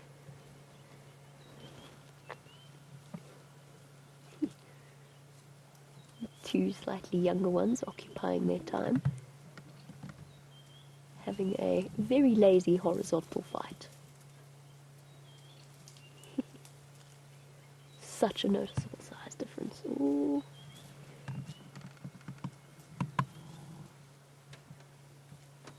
Goodness. Let's keep our movements nice and slow. The cubs have now put the vehicle between us and Mom. Oh, when did you get there? What an interesting surprise you are. I didn't even see you sneaking around the back, you sneaky little thing. Did you climb under the car? Look at you. Your dirty face. This is absolutely awesome. And Dave, just make sure you know sudden movements. We spoke about the lioness's fuses being a little bit short. We've seen what they do to the males. I don't feel quite as resilient as a male lion, and I would prefer not to experience that aspect of their personality. Oh, cute, where are you going? There's another adult. She must have gone around the back. Okay, that's a much more comfortable situation to be in. There's lions coming out of the woodwork everywhere. Cubs all spread out. And you? Are you the fearsome tree climber?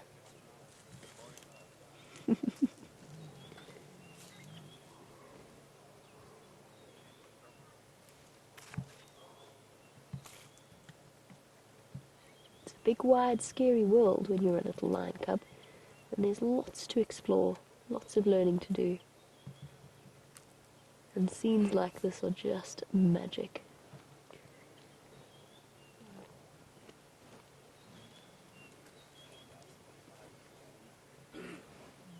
What's that?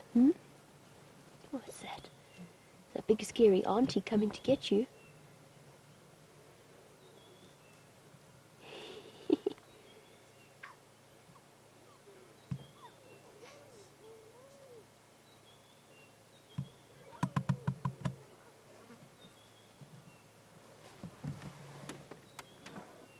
Nope, that's not going to work, little one.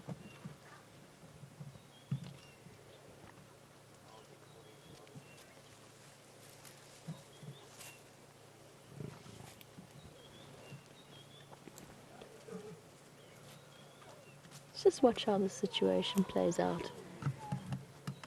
One of the mums is now going up to the cubs. You can see she's still got suckle marks. Oh, and a little injury, probably from that buffalo hunt.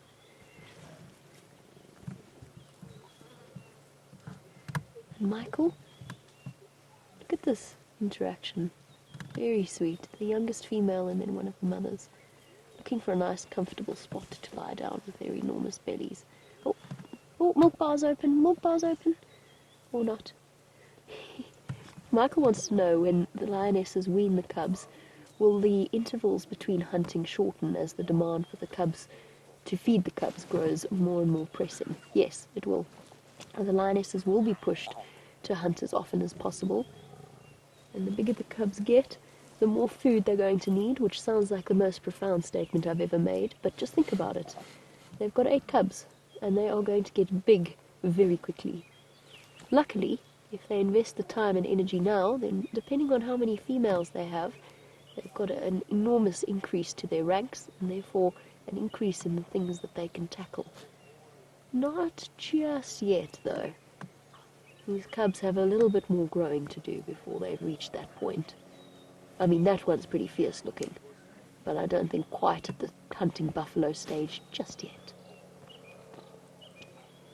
Maybe hunt a brother instead. Hey.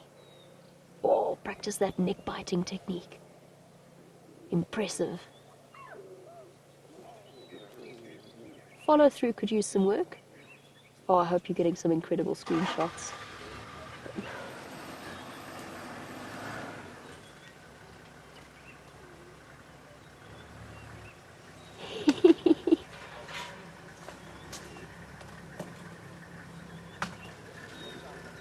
Such fierce predators.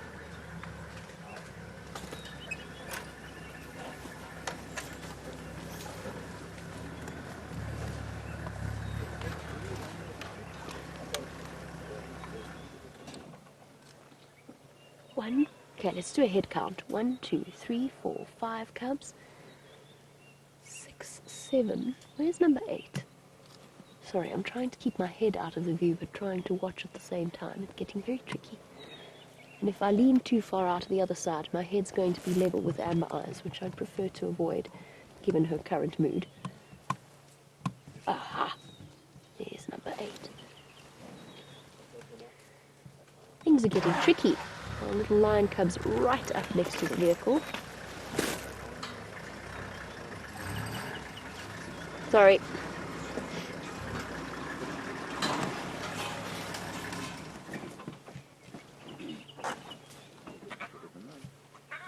Well, our wishes have come true, and sitting waiting with the poorest seat in the house has led to us having the best seat in the house.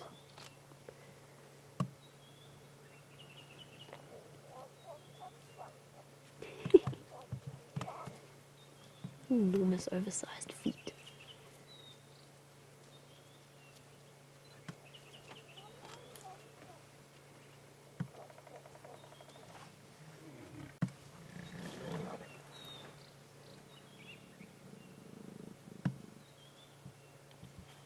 The station is a tracks of that single male lion.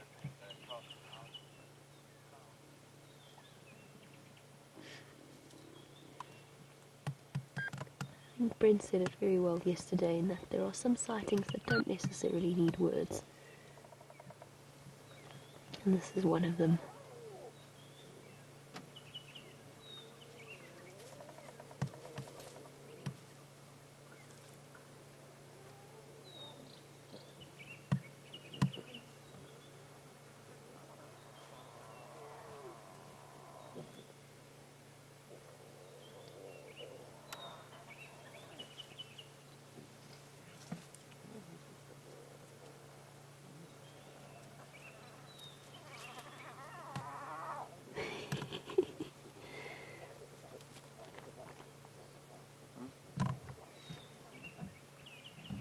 Here we go.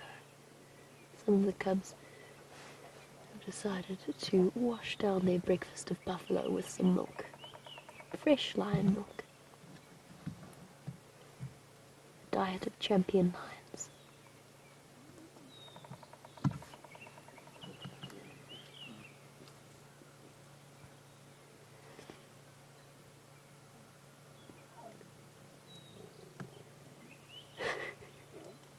Walked straight over Amber's. This seems to be the biggest cub, in my opinion. Maybe little male. Let's see.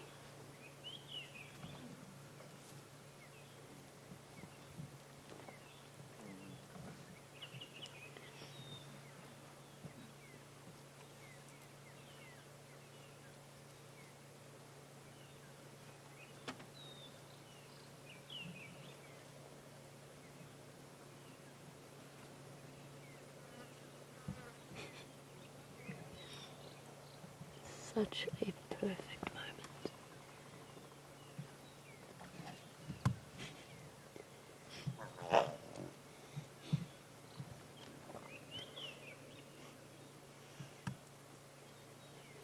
It's just stunning.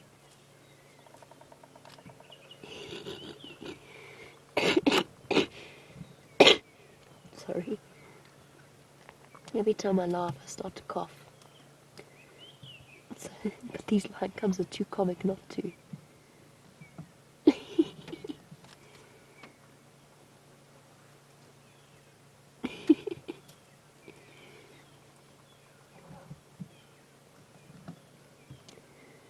love the way they're being watched by a younger cousin.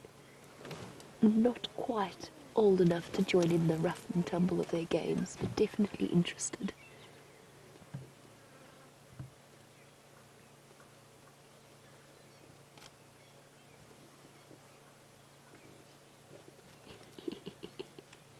Oh, getting cross.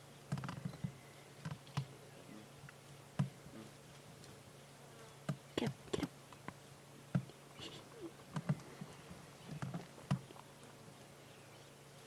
Oh, you are so filthy dirty. I think this is the two oldest females of this particular group of cubs. Oh, gently now.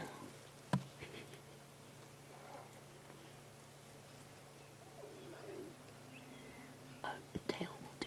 Tail's the best toy. Get it. Get it.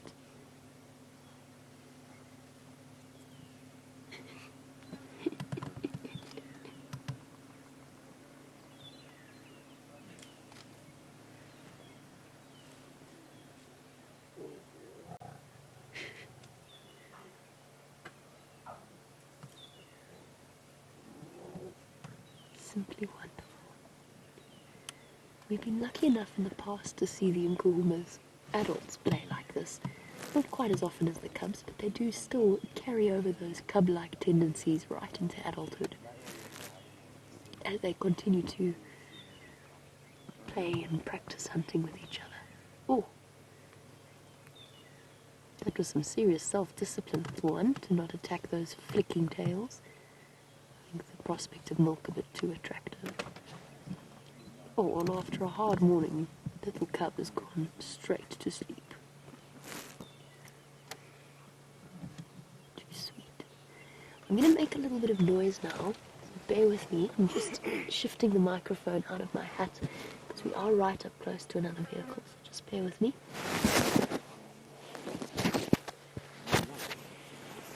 There we go. How does that sound, Dave? Okay, cool. Just trying to keep my voice down as much as possible, as well as my head.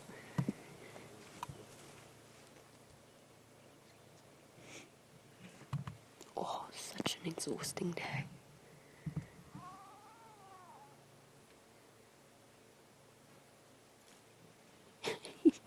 Look at the little one with the tail at the back.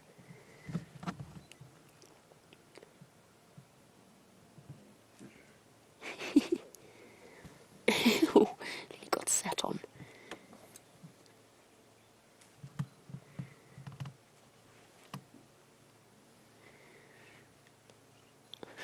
I might be imagining things, but I think that's the most disgruntled expression I've ever seen Amber eyes pull.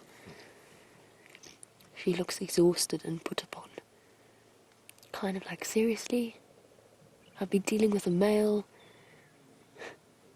fighting over food, and now I've got to deal with these squabbling, squalling little creatures. And as things settle down, and the cubs start to relax a little bit, let's jump on the back with Steph and find out what he's up to.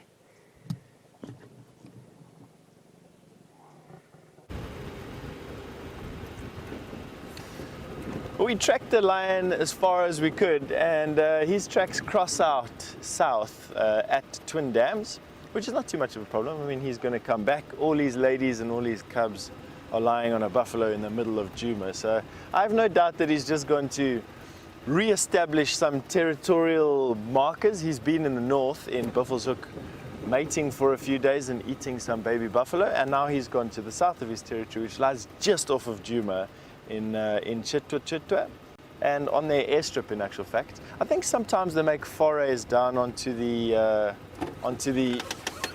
Mala Mala boundary, which is not too much further from there, but all done and said, I think he's just gone for a quick patrol. Male lion do that from time to time.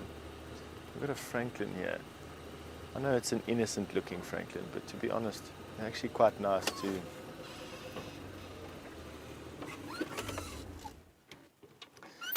Dark Knight, you've asked me if you asked me if male coalitions run away if they're attacked by other male lions.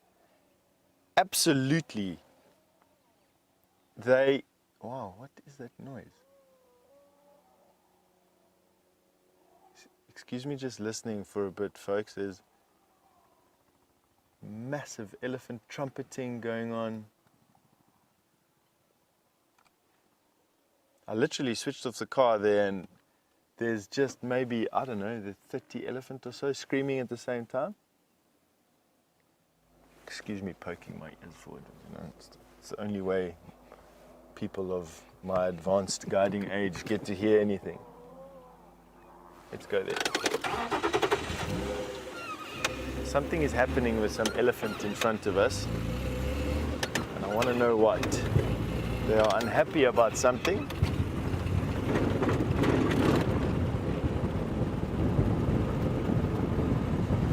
Could be anything really, to be quite honest.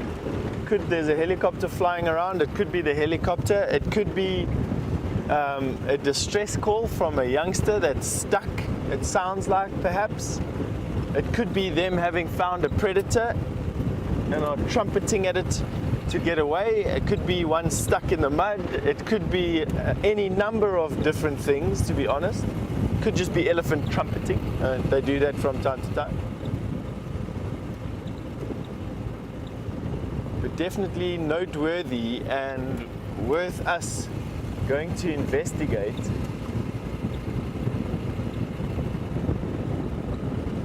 So just to finish off my comment about male lions being chased away, they absolutely can get chased away. In actual fact, the Birmingham boys, the male lions that hold the coalition, hold the coalition together over the Nkuhumas, those ladies you're watching on the buffalo, the male lions chased away the male lions that were in residence and the dominant males over the Nkuhumas before. And as far as I understand, the Matimba coalition are residing peacefully on Mala Mala on the Sand River, enjoying a retirement, basically.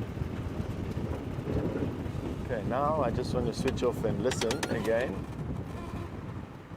So, you know, in conclusion, it absolutely can happen, and it doesn't necessarily always need to result in a lion's death, apparently. I always thought that it was different. So I'm still hearing a helicopter, but that helicopter is a bit further away from where these elephants are trumpeting. They're not trumpeting anymore.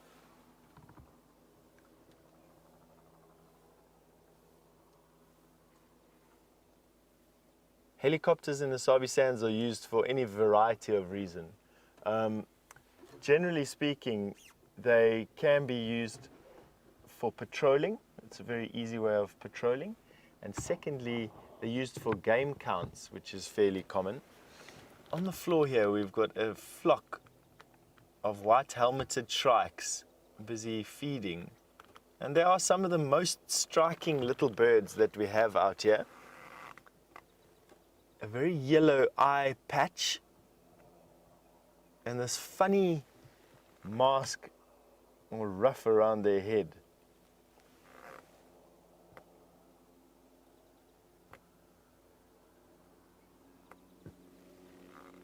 They, funnily enough, build their nests out of spider webs. So they will collect spider webs as soon as the spiders come out, and they will weave spiders' web around a small lattice work of sticks, and then to that spider's web stick bits and pieces of lichen and leaf matter to camouflage the nest. Just another ingenious way that birds figure out how to safeguard their eggs and their nestlings and themselves, really.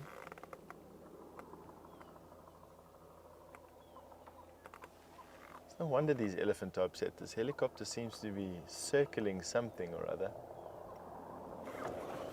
Very, very loud. You may actually even be able to hear it off in this particular direction. I don't know, the question is it a wise choice to go racing off where angry elephant and helicopter are? Yes. Probably not so wise, but I'm going to do it anyway. Go and see what is happening.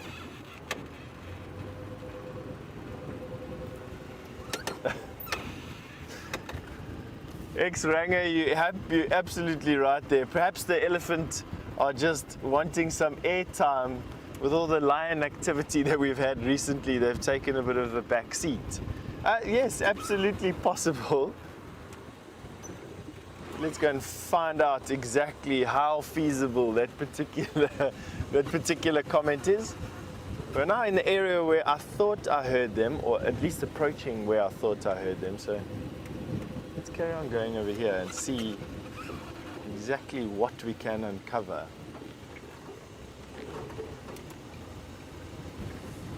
This is an area of Djuma that hasn't seen a lot of vehicle traffic in a while,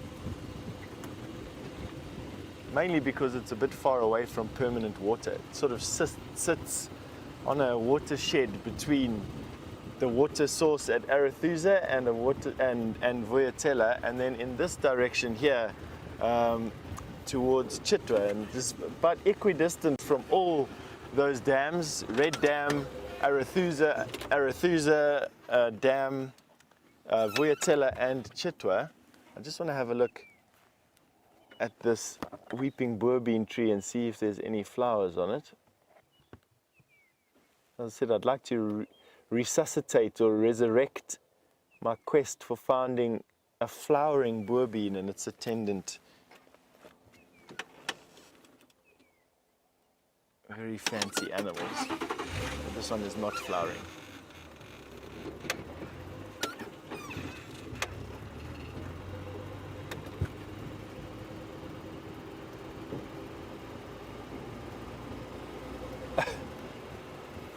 James Richards, you've just sent through, I suppose, a bit of information and then also a question that you've heard that the weeping boerbean has been also called the drunken parrot tree due to the fact that it has excess nectar that sometimes ferments, and then the birds eat this and it's a mild narcotic and they get a bit drunk. James, I'm going to say that that's probably a bit of folklore. there's no doubt that the tree exudes an excess of nectar. It's what makes the tree such a fantastic tree to view at this time of the year when everything else is pretty much barren. As to the fruit and this nectar fermenting into a mild narcotic, that's once again feasible, that a high dose of concentrated sugars can over time ferment with the right type of yeasts and things that are around and do occur naturally here. Parrots walking around or birds walking around looking like they are drunk, I doubt that. And the reason why I doubt that is I actually think that the feeding frenzy that is associated to one of these boer bean flower explosions, that is a cardinal woodpecker that we are trying heroically to try and show you. So I think that it's joining dots that are a little bit too far apart for me. All right, so I've just got a report on what that helicopter is doing. The helicopter is actually doing the Sabi Sand midwinter game count, which is a very common thing that happens around here. They fly these transects twice a year, in midwinter and midsummer, or mid-dry season, mid-wet season, and they do a correspondence game count between the game numbers they count in the summer and the winter, but it also gives a nice indication over time as to what effect certain things are having. So is there a population increase? What populations are increasing? What populations decrease? What effect is the closing of the Kruger National Park's water holes having to the population of animals in the Sabi Sands? That would be one of the questions that people will try and answer from the data collected. So the helicopter flies this grid pattern basically, and will fly the same grid pattern at the same altitude at the same time of year every year for as long as what they can do it. And that over time builds up patterns and trends. For the larger antelope, for the things that are easier counted, it becomes a realistic way of counting animals in the park. For the smaller things or the things that like to stay hidden, it will show trends rather than any specific number. So a general increase or a general decrease of animals. So that's what they're doing at the moment. It's good to know. At least they're not following some bandit group or something, or doing some other nefarious task, and it's something constructive and useful. And it's probably why those elephant were screaming. So the helicopter would have circled the elephant herd once or twice just to get a good count of the exact amount of elephant males and females and babies in that particular herd. And you probably find that that stressed them out a little bit, which then precipitated the trumpeting that we were listening to. All right. Good. That feels like I've explained that, I hope. And then just in conclusion to you, James, about that drunken parrot. So for me, I think it's, while feasible, looking at certain points in isolation, i.e. the fermentation of highly concentrated sugary nectar, the weeping of the boer bean tree, and the fact that birds go into a type of feeding frenzy around these particular food sources, I think to join the dots and say that they are all linked and have a terminal point in the actual intoxication of anything is, for me, just probably one step too far.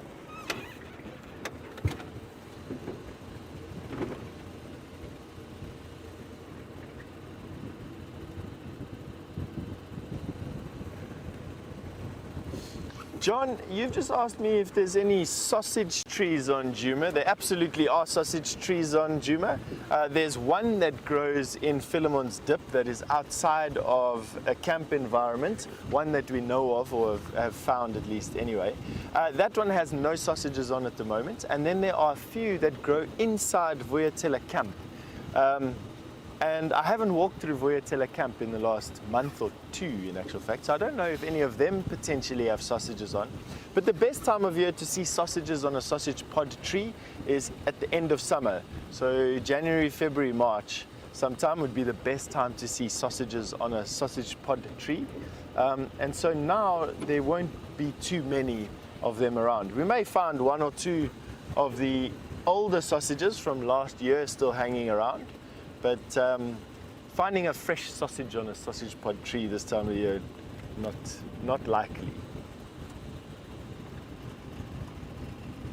But I think I'm going to go onto Impala Plains and see if those elephants have come out there.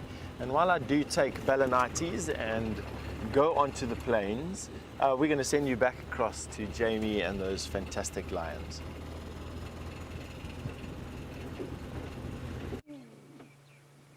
Fantastic lions, and we have most definitely got now the best seat in the house. And despite my repeated calling to people, it seems as though everybody around the reserve is having a lion, like our lions, and doesn't want to come and join us at the sighting. So we've got it all to ourselves, and I simply cannot resist staying here for as long as possible, because these little guys are just absolutely incredible.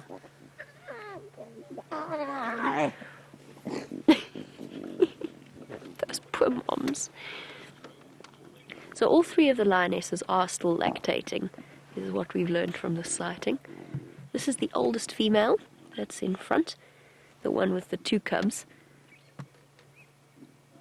She's been busy off feeding on the buffalo carcass still, and she's just made her way and joined the rest of the pride. And she looks a little bit like an overexpanded barrel that's about to burst out of its bindings. She's so full. But that's good. She's got to maintain the resources that the cubs demand from her. She's also, I think, got a little bit of an injury behind her elbow, her front leg. Oh, she's just hidden it as she moved there. But that most likely was from hunting down that buffalo. With lions, personal space is no problem. It's not contended in any way. A lioness will do perfectly well as a footrest or a tail rest, or, if you don't have a lioness close enough, a branch to lift your leg upon. We got a nice explanation from that behavior from one of our viewers many months ago, that it actually makes the lionesses more comfortable when they've got such full bellies. The equivalent to us having had an enormous meal and sprawling on a couch somewhere or something similar. And I suppose it makes sense. You probably don't want anything touching a tummy that size. And not only fighting over buffalo, fighting over milk as well. It just goes to show how tough their mothers are. Because that must be so uncomfortable. They're now well equipped, as we've seen, with, whilst not quite as impressive a weaponry as the adults, they've certainly got their sharp pointed teeth and very vicious looking claws that they've, since in the last 2 or so months, they will have gained some considerable degree of control over.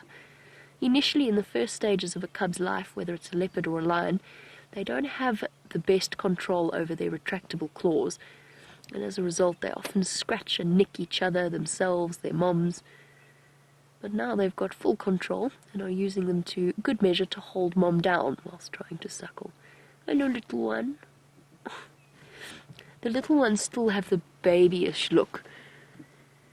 There's a sort of a sleepy, not quite with it expression that they constantly wear.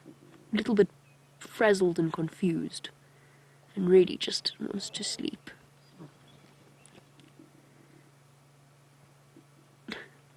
Cute. We spoke about the play practicing to build up their hunting skills. They also do a lot of sleep practicing, which is something that they are going to perfect over the course of their lives. There's nothing as talented in the world, well, at least in South Africa, as sleeping as a lion is.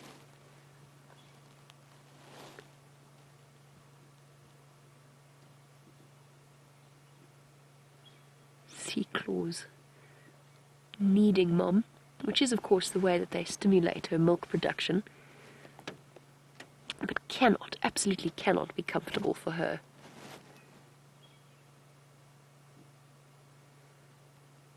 And so it seems for now that peace has descended over the Nkuhuma pride. The cubs have all found themselves, barring one or two, a nice comfortable spot to suckle from. The lionesses have settled in the shade, and all is well.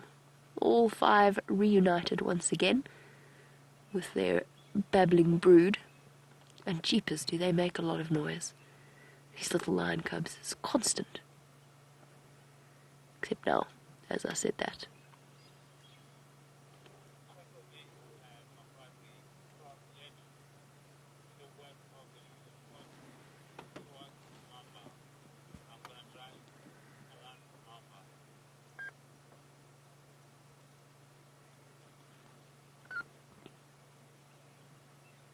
This, I imagine, is how they will spend the rest of their days. Not days, day, getting up and going to feed off the buffalo. And Natasha in Ontario, we spoke about the cubs and whether or not they are male or female, and you wanted to know how you can tell the difference. It's very difficult in the beginning, Natasha, because of course for the little males, their testicles haven't descended. So it can be quite tricky, although you will just be able to see the vaguest outline. So the way that, or the sort of the easiest way that we can tell at this stage is to have a look at the distance between the urinary tract, or the genital opening, and the anus of the little cubs. Now, the further apart away they are, and the shape of them, will determine whether or not they're a male or a female. In males it's slightly further, because of course the testicles descend between those 2 spots, whereas in females it's not quite the same distance and not quite the same shape. And it's something tricky that it's not an easy skill to master, and I haven't had a chance to properly sort through footage and look at all the cubs. Luckily for us, a couple of our viewers have done it. I know Liz sent through some wonderful explanations behind her, what would I call it, not theory, but what her research has revealed in terms of our split. I could be wrong. Hold on, I need to think of this now. I did look it up, but I've been distracted by many other things. We know at least 1 male in the older group, in the oldest set. I think the twins in the middle are 2 females, and then there might be 2 males in the younger group, if I'm not mistaken. I think it was a 5-3 split, 5 females, 3 males. Unless if I've got that wrong, my apologies. As I said, I haven't had a chance to double check or even look through the footage to examine each and every cub's delicate bits. But that is the way that one would tell. At least it's easier than hyenas, let's put it that way. And then, in the next month or so, it's going to start becoming more and more apparent with the little males, because they get their fluffy cheeks and heads. The beginnings of a mane that will one day spread across the top of their head and down their chests. But for the first 3 or so years of their lives look relatively pathetic and sort of adolescent, and kind of like the scraggly beards that teenage boys start to grow when they think that they're when they start growing facial hair. It's all patchy in parts. That's what a little male lion mane looks like. But some of them are already, to me, starting to look a little bit of a fluffiness around the face. Lou raises a very good point. It's not just teenage boys that do that. There's some men as well with also patchy beards. That's kind of what our little lion cubs look like.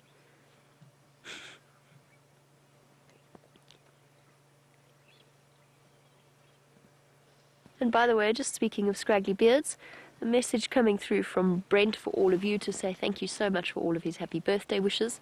He is now on leave and having a wonderful time. But he just wanted me to pass on the message to say thank you very much, and he had a wonderful birthday yesterday. So thank you to those of you who sent through those fantastic messages. Just while our lions are napping away, sleeping off some tremendously full bellies. This is most definitely an idyllic time of year. The temperature is absolutely perfect. It was a little bit nippy this morning, but it's now a very comfortable temperature, and I'm sure the lions are quite grateful for that, because of course all that digestion means lots and lots of heat and warmth building up in their stomachs. which does mean it's particularly uncomfortable for them in the initial stages.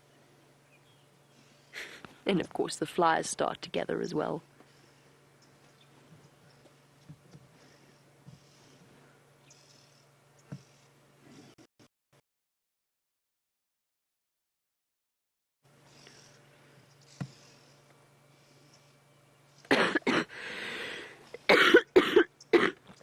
Excuse me.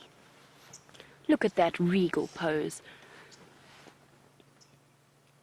Isn't that magnificent and awe-inspiring? Sort of. A little bit of dirt around the nose. Yes, you are beautiful. With your oversized ears. I think we're going to try and spend as much time as possible. I'm going to give them another few moments to see whether or not they plan on doing this for the rest of the sunrise drive, and we'll decide from there. But for now, let's head across to Steph and find out what he's up to on this beautiful spring morning.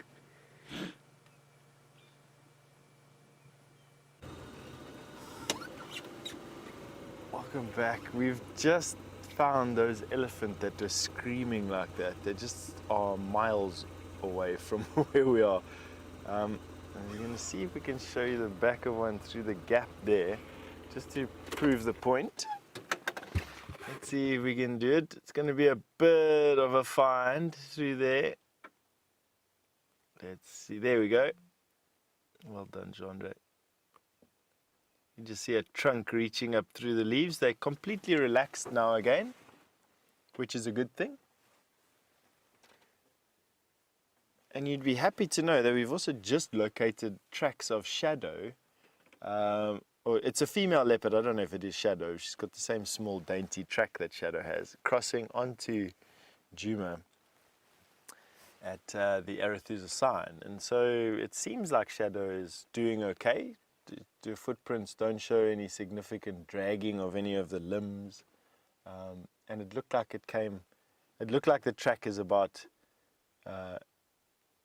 last night early, sometime around sunset. Let's see where these ellies are. Is about in the middle of a block, and we'll see if we can go around and perhaps catch them coming out of catch them coming out of this block here, and see if we can get in other words go in front of their line of travel and see if they come out and want to be on camera today.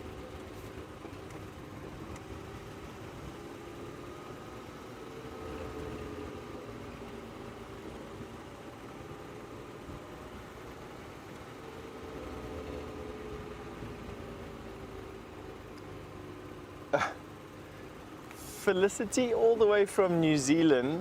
Good evening to you, Felicity. You've just asked, following on from the helicopter and the stress associated to these inspections, you wanted to know if elephants suffer from any stress-related diseases, and could they die of a heart attack or some other form of stress disorder. Let me think about that a little bit. I suppose so. They are a highly intelligent social creature. And I would imagine that with that intelligence comes the ability to panic and to stress. Herds definitely exhibit these sort of stress signs. They'll scream and trumpet and panic about. And they do weep from their temporal glands, not just because of hormonal changes, but also when they are in periods of stress, they will weep. These glandular secretions. So, without knowing for sure, I'm probably just deduce that yes, they can absolutely suffer from stress disorders. Abused elephant. Someone's lost their shoe there. I don't even want to know what that's from, but let's go and show you anyway. So, in the middle of the Kruger National Park, in the middle of a Big 5 game reserve, we have Anne's shoe lying discarded. I'm going to have to pick it up. I can't just let that lie there. Now, I have a very macabre story of having guided in a place where lions were well known to have actually eaten people and were considered man-eaters, of finding a shoe similar to this with the foot still in it. I think it was Brent actually who'd seen that. This doesn't seem to have a foot in it, although very gingerly I'm going to see. No, it has no foot in it. But, I mean, this can only be the cause of one thing, and that was a game ranger leaving his shoe to dry outside his room and a hyena picking it up and carrying it with him. So it has no foot in it, but it can only be a hyena discard. No, thanks, on my apples. Oh, sorry. I missed your apple. Threw the disgusting shoe on Genre's breakfast. So, Felicity, just to finish your question there about the stress disorders, elephants that have been abused are also widely known to have developed some types of psychosis and some types of very bad behavior as a result of the stress induced by the mishandling and by the abuse. And so yes, will they suffer a heart attack? I don't think so. Will they suffer some other type of disease, some mental disease associated to stress? Yes, I think that they can possibly do that. So I hope that answered your question there. I don't know for sure, but I mean, I can think. A long distance view of these ellies. Let's see if we can get you one or two views just in case they're not close to a road or don't want to play ball.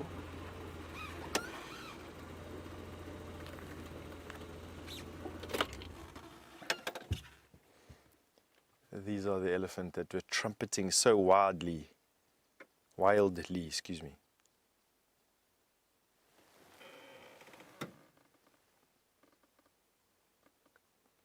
Feeding slowly toward us,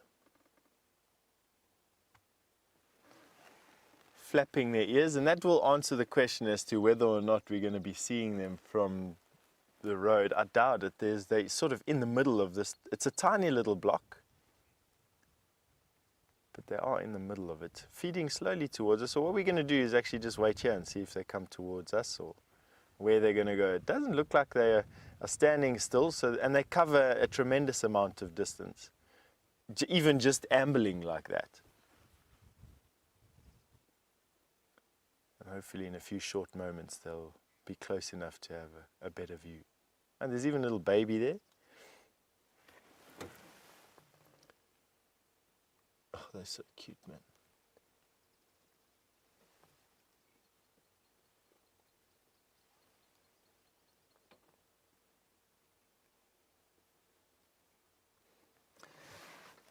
Jilly, in York, you've just commented on a comment that I made a little bit earlier about the Kruger National Park shutting its waterholes. Perhaps I could add or shed a little bit of light on it. They're not shutting, water in the park won't disappear. There's a lot of permanent water in the park, many seeps, many fountains, many permanent rivers. All the Kruger National Park are doing is shutting the pumped waterholes. They have decided through, and they are, above all else, the Kruger National Park are conservation and a scientific organization. And what they've figured out is that these man-made waterholes are having a negative impact on the bush. They are beneficial to some species of animals like impala, for instance, and they are not beneficial to other species of animals like sable and like roan, for instance, black rhino. And the effect or the impact that these watering holes have on the bush in its local area is too big. And they're finding that the bush is not able to recover sufficiently in a growth season before the next dry season hits again, and more compaction and more eating. And their job or their function as a conservation organization is to protect biodiversity, and all biodiversity, not just some and in favor of others and not in favor of some. Plants and animals included. And so they decided to close, as an experiment, a long-term experiment, close the man-made waterholes in the park to see what effect that has on the bush, on its carrying capacity, on the diversity and the protection of the diversity. And so it's just it's an experiment based on facts and results from other studies. And so no, the animals won't be that affected by it, to be honest. I mean, some areas will be devoid of animals, the areas that have no permanent water.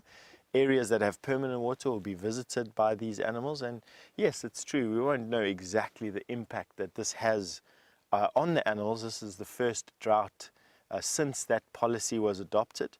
But many scientists will be working on it, and you know, the hope is that in a couple of years they'll be able to tell us exactly what sort of effect this had on animals, and perhaps add value to the way that reserves like the Sabi Sands manages their surface water reserves as well.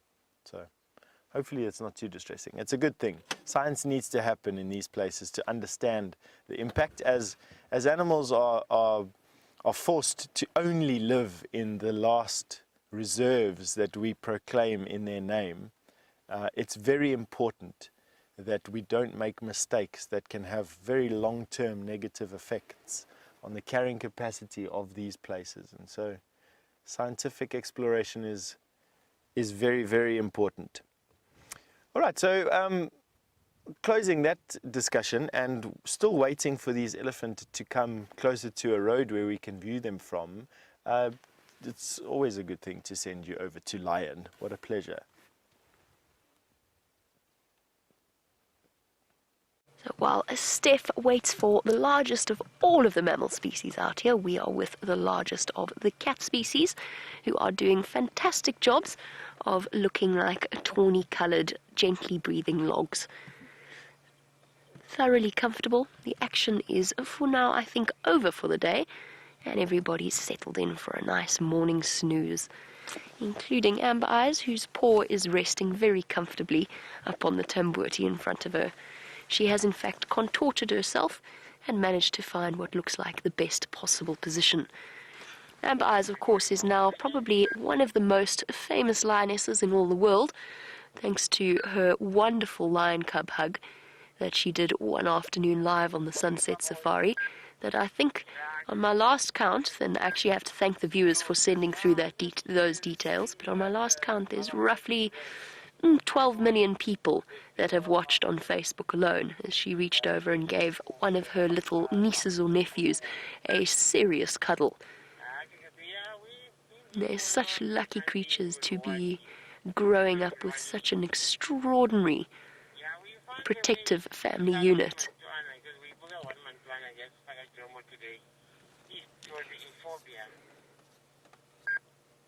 Look at them. Safe, secure, and very happy. I'm just listening to an update on the Game Drive channel. It sounds as though the reason that it's been so quiet is that they had a sighting of Tundi in a river system called the Mulwanini, having spoken about our female leopard Tundi, and she had her cubs with her. How wonderful to hear that they are still safe and sound, and we can look forward to seeing them as well. You know, just in case we haven't been spoilt enough with our lion cubs and our leopard cubs sort of coming out of our ears, so to speak.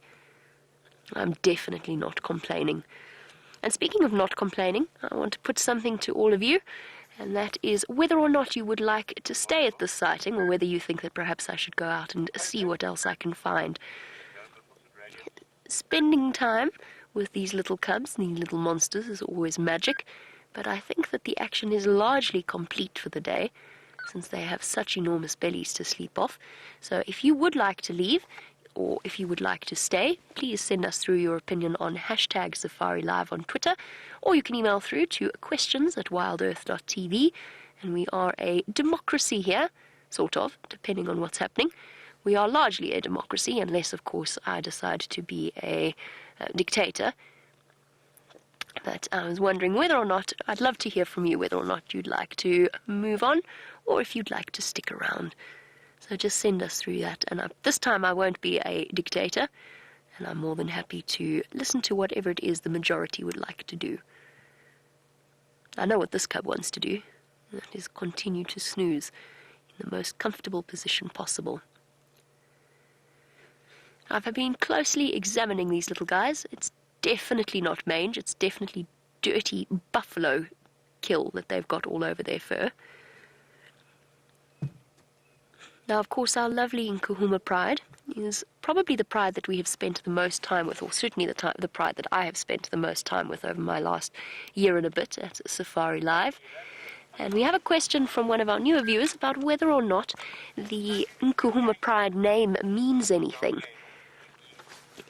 And toxigenic, the name does indeed mean something. It means brown ivory in the local Shangaan language. So Nkuhuma is a brown ivory tree. It's a beautiful species of tree. I know that Steph's been chatting a bit about sausage trees. The Nkuhuma tree, or the brown ivory tree, is something equally sort of, what would the word be, amazing to look at. And they were named after the Nkuhuma tree because they were found sleeping in the shade of the Nkuhuma tree, or relatively regularly returned to the same spot. We've got one or two of them around Djuma. There's a beautiful one close to Philemon's Cutline, Gowrie, Maine. One of my absolute favourite trees.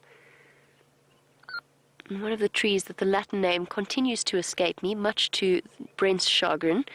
He's constantly shouting at me because it's just one of those names that just will not stick in my head, which is most embarrassing.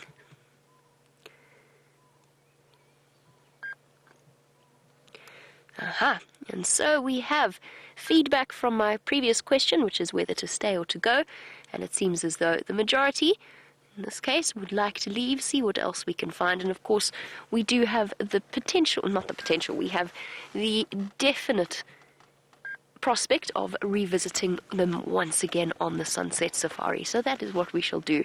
We'll enjoy a couple of last beautiful views of our lovely lions, and then we will head off. And since it should take me roughly until the Sunset Safari to get out of here, we'll be able to return to them once again. So one last look at our sleeping pile of flat cats and their gorgeous babies, a well-earned rest for our lovely huntresses and their growing little ones. And then it is time for us to send you back across to Steph while I negotiate my way out of this particular spot.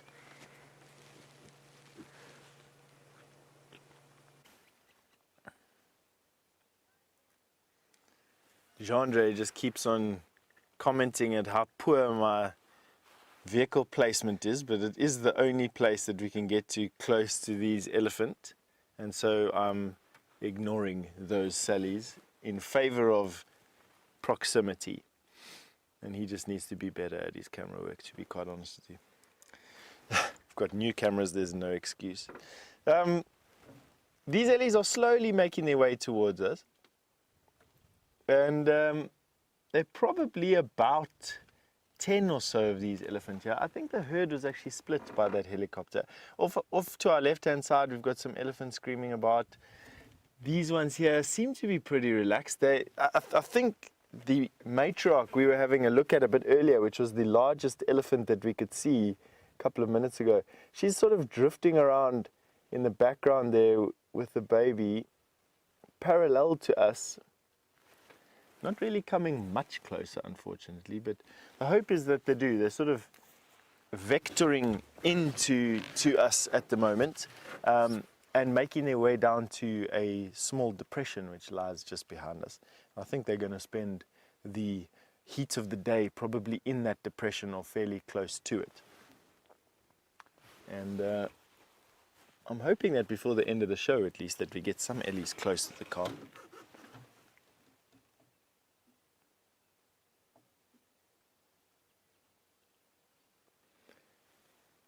Caitlin, all the way from Ontario in Canada. Wow, just the reach is just incredible.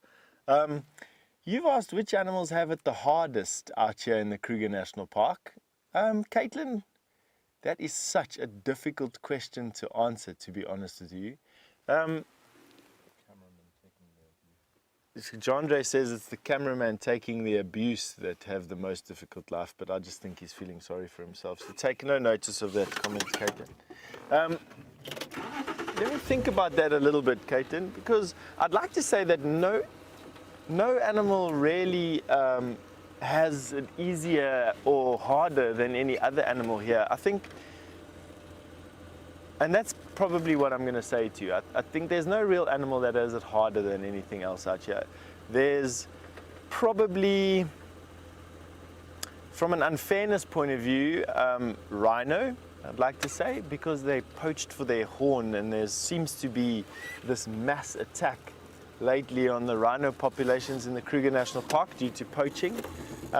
They probably have it quite hard at the moment, because not only have they got to deal with all the environmental pressures, they also now have to deal with the fact that they're being persecuted for their horns. So that would probably be that now, but I'm sure you weren't asking about rhino horn poaching. I'm sure you were just asking about general how difficult it is to live out here. And for that reason, I'd like to say that it's equally as difficult and equally as easy. Everything out here has a predator of some sort or another.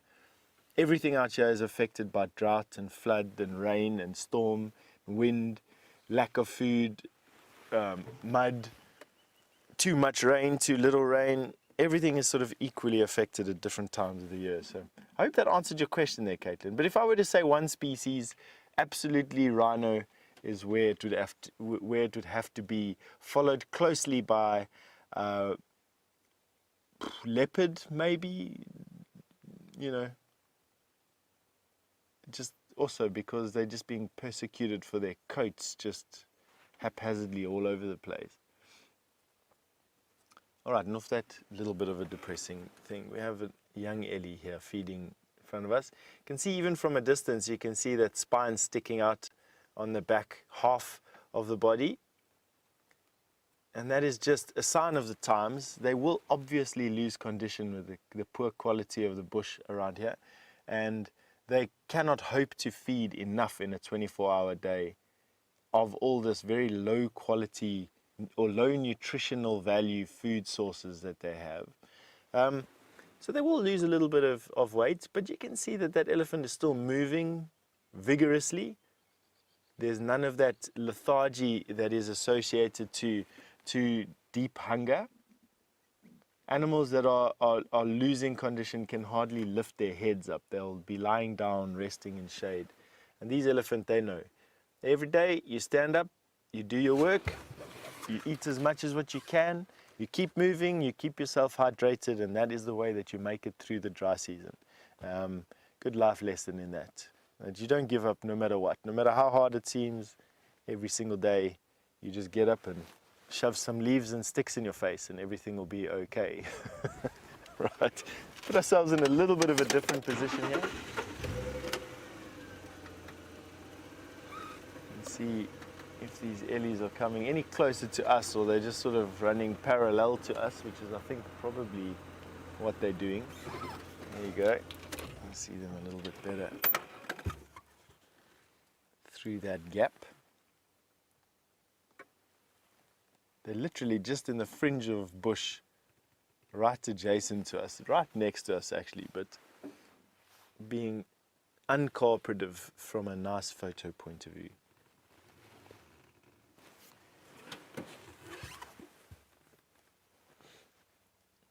You'll notice every now and again that lazy flap of the ears, cooling their blood in the ears down before going back into the body, close to the brain and close to the core of the body. And that is exactly what they're doing, those big radiators or the big flappy ears with a massive network of veins in them. And to a degree, depending on the time of year, elephants are able to even regurgitate water or fluid in their tummies, suck it up in their trunks and then spray it behind their ears, where the evaporation of that moisture cools the blood down to such an extent that they can keep their body temperatures very, very, not low, but they can keep their core body temperature cool and well within the habitable range. And you see it on the Chobe River, where elephants are just standing in the sun all day. The Chobe is the source of the water. The elephant wait for the rain and the associated flush in vegetation. It's just too much effort to walk to vegetation with all the elephant there. So they just stand in the sun spraying water behind their ears, keeping their core body temperature down, not overexerting themselves, and keeping themselves cool that way.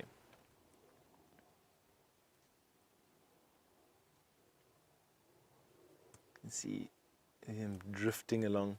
Not too many youngsters in this particular herd. I've only seen one baby myself. The rest are all made up of sort of adolescents with one or two adults. There's another adolescent there. You see the tiny tusk every now and again gleaming in the sun.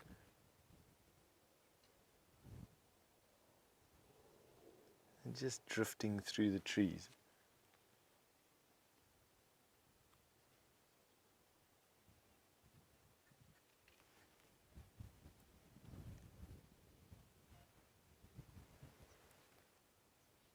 They're kicking up some dust.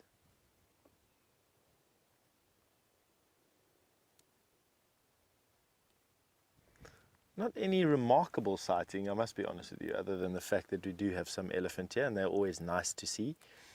But just generally just going about their day. Calm after the helicopter. I've just heard the helicopter again do another one of its transects, and I was very carefully watching this elephant to see if it reacted in any way, and it didn't. So I think the little bit of stress of having a helicopter circle above their head is quickly forgotten. You can just see even the babies are very relaxed.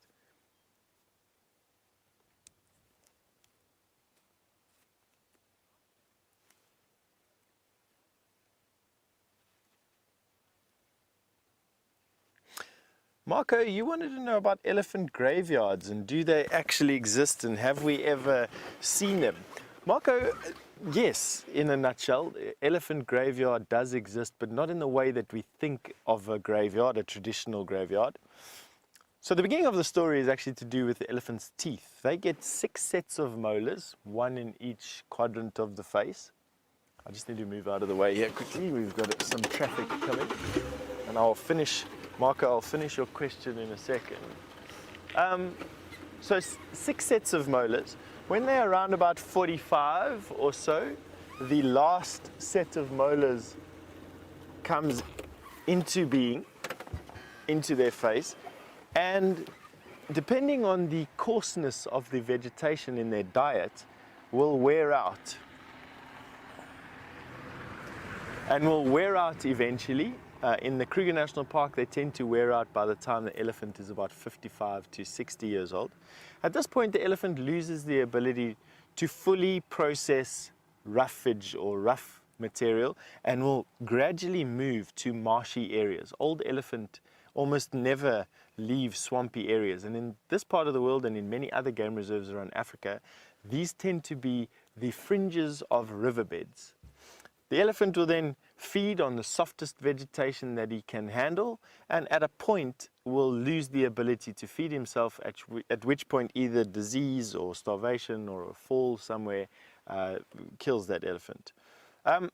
Because these events usually happen in or very close to riverbeds, when rivers flood, bones of these elephants, including their tusks, are taken down a river and collect on sandy bends. And over successive generations, many layers of these elephant bones will build up in these sandy beds. And people have quite often excavated these sandy beds and found many layers of elephant bones, including their tusks.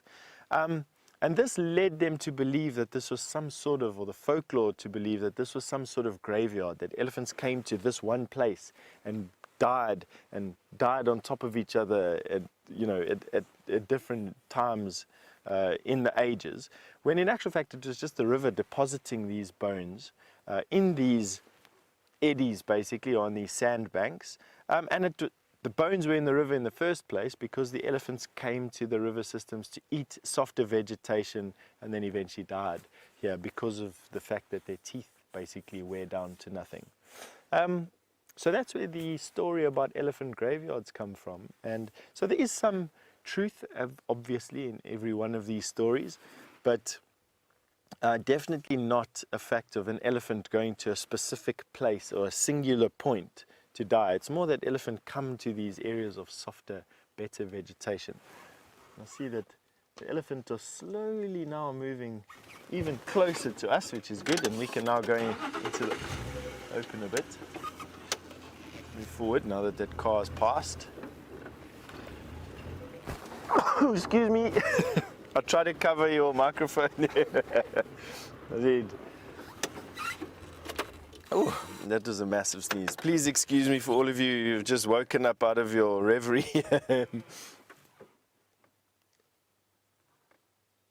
There you go. That's about the clearest shot of these ellies we've had since we spotted them in the distance. That elephant using her foot. I know it's a female. Have a look at that very angled forehead in profile. And that is just typical of a female elephant. Male have this very rounded, almost dome-like forehead. She's busy eating the leaves and fronds of a peltiforum bush, which are not normally on elephants' menus, but I have seen them literally in the last 3 weeks start to eat these peltiforums with a relish. They don't actually taste too bad, to be quite honest. They're not particularly hard, leathery leaf. I just think that their nutritional value is quite low, and so only in times like this will elephant actually feed on them. I haven't seen elephant knocking the trees down to gain access to their roots.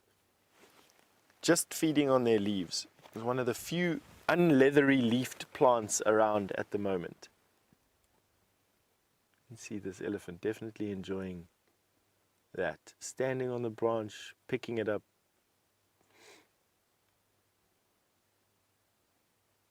Feeding with a gusto.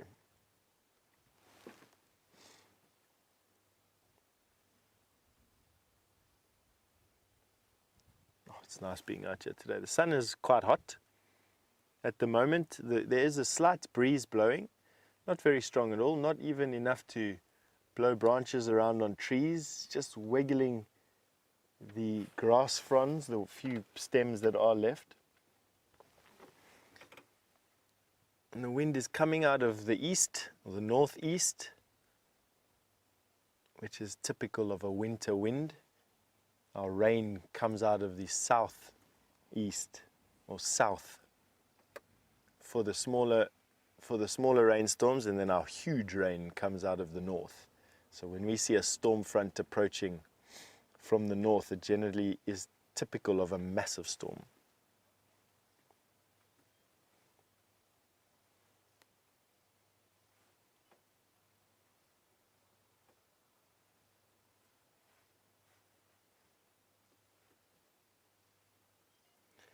I can't quite catch your name, but I think it's Ethan or Heathen, something like that. Sorry, where we are now, it's Stephen, excuse me. Gee whiz.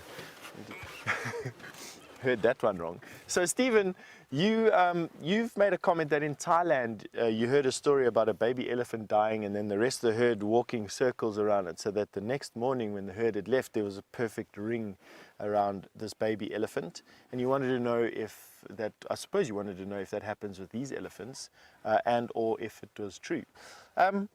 There's no doubt in my mind that elephant, and it's a recorded fact that elephant do recognize mortality, and they do mourn those of them that have died. They'll pick up and visit grave sites very often, or death sites very often, and stroke bones, and they do stand in a circle around carcasses facing outwards, while each member of the herd will have their turn to inspect not only the body but also the individual bones if the carcass is old enough.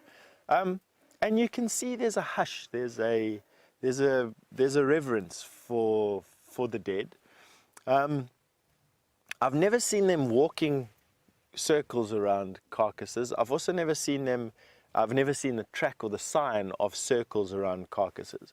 I have seen them corralled. In other words, bums towards the carcass, faces out, and then every member of the herd having a chance to turn around and touch and sniff and feel the carcasses. We've definitely seen that before, but no circles. So tracks in a circle, but not walking in a circle, if that means the tracks radiating out from carcasses. And so I hope that answers your question. Not quite. So not here, not that I've seen, not that I've witnessed, not that I've read about, but definitely plausible.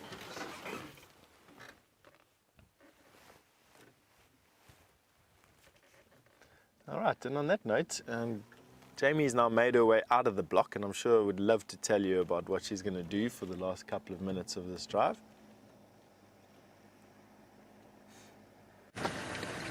Steph is absolutely spot on. I would love to tell you what I'm planning on doing for the rest of the drive, now that, lo and behold, Dave and myself have managed to make our way back onto a road. Now, the plan is, because Herbert, the wonderful Herbert, has picked up on Queen Karula's tracks, finally making their way back onto Djuma. So for new viewers, Queen Karula is one of our favorite leopard characters, and Queen of Djuma, essentially, because this is the center of her territory. She also happens to have 2 gorgeous 7-month-old little cubs, 7 months old as of tomorrow, I believe. Yes, 7 months old as of tomorrow. We were lucky enough to know exactly when they were born, because Brent just happened to find her as she gave birth, essentially, which is an incredible, I mean, basically unheard of situation to be in. So, we're going to go, and for the last few moments of the sunrise safari, we're going to trawl the Mulwati, the great flowing river that cuts Djuma in half. It is not, of course, flowing, nor, in fact, is it great, but it is beautiful. We're going to go and see what we can see there, and once or twice things have very much paid off. And there we go. James Richard is saying all the prospect of a leopard and that he loves the sound of that. I couldn't agree more. You know, just to complete my whole welcome back experience, I could have had a catch up with Nkumas and Dile, and now hopefully get a chance to see Karula as well. Of course, tracking her is an incredibly difficult process. I know that Herbert has been busy for the last hour or so looking for her. The difficulty is he's encountered about 5 different herds of elephants and several different buffalo, and he decided that discretion was the better part of valor, which I think was a very sensible decision, and he's moved out of that particular area. And we're just going to hope that she decides to pop into the Mulwati drainage line, which is one of her favorite spots, and where she has had much success in terms of hunting the little antelope that live there.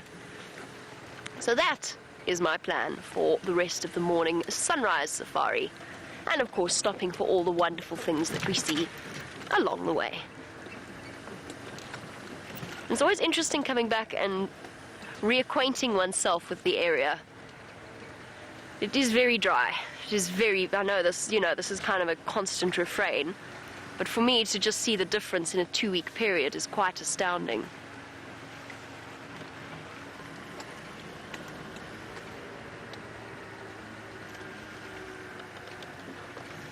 Okay.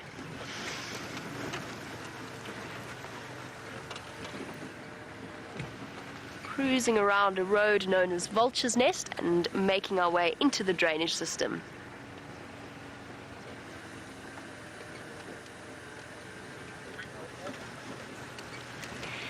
And Soraya and Dr. Rob, while we make our way into the drainage system, would like to know on a more general note what the difference is between dung and scat. Dung is, it's a very simple distinction. Dung is herbivore poo, scat is predator poo, and feces is the excrement of omnivores. So humans, baboons, monkeys, whatever else happens to fall into the omnivorous category. And the big difference is dung, you will see us touch, sometimes even spit if you're lucky. Scat we will not touch with our bare hands, and that's something I actually have to do, is go and collect Sindile's scat this afternoon on the sunset safari, since I now know that he has left the area and I know exactly where he happened to deposit a nice fresh pile of it. I'm going to be popping over there to add to our collection of leopard scat vials. I don't know if I ever told you the story about the one that we accidentally misplaced and ended up in our shoebox for about a year, but we did. And when we did the single sock party, we found a vial of... we're still not entirely sure whose fault that was. Somebody's fault, probably mine, but I'm not quite willing to admit that just yet. But this particular vial of shadow scat, if you were interested in that, luckily, of course, they already had shadow scat, but it was, we may or may not have found it in the box, at the bottom of the box that contains our socks. So weird, some of the weird things that one finds when you've been working in the bush for a while. I have to say, though, a vial of leopard scat is one of the weirdest. Okie dokie, let us go and dip our toes into the freezing, non-existent water of the Mulwati. Oh, no, let us say hello to Herbie first.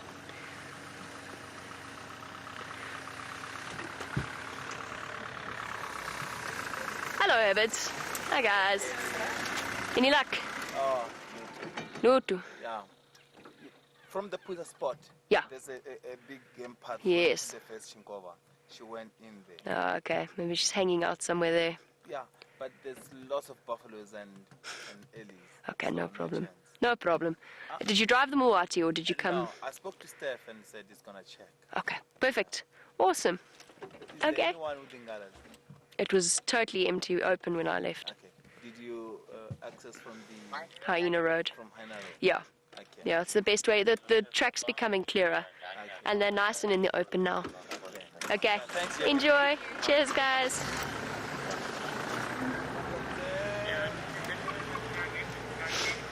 Okie dokie.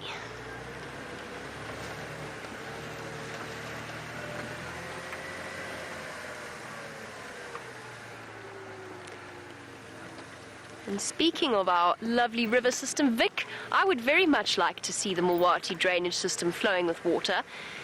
Look, I mean, it's clearly not a perennial river at all. There might be times when it floods down, when there's heavy rainfall. I'm sorry, excuse me.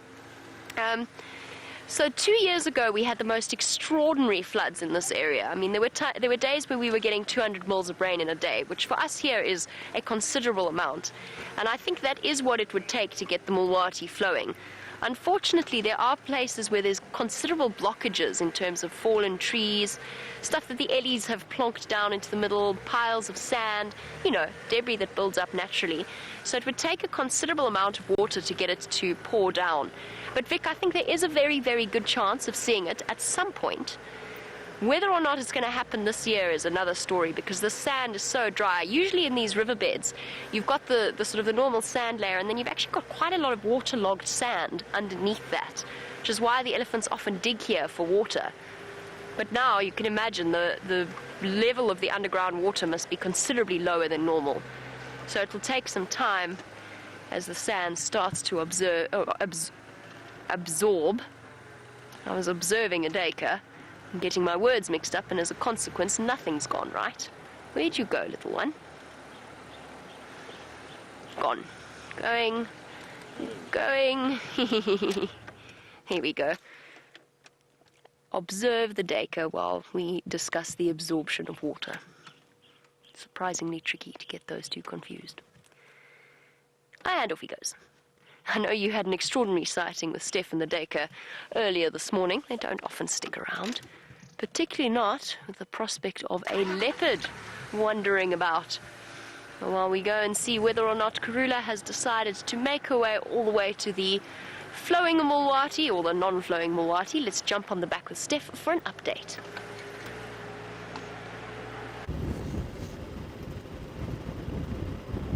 The update that we have is we've left those elephants. They were not wanting to play ball, and they were walking parallel to us. And it also, the last couple of minutes of this particular drive, I wanted to come and see what was around Sydney's dam. That's exactly what I wanted to come and have a look at.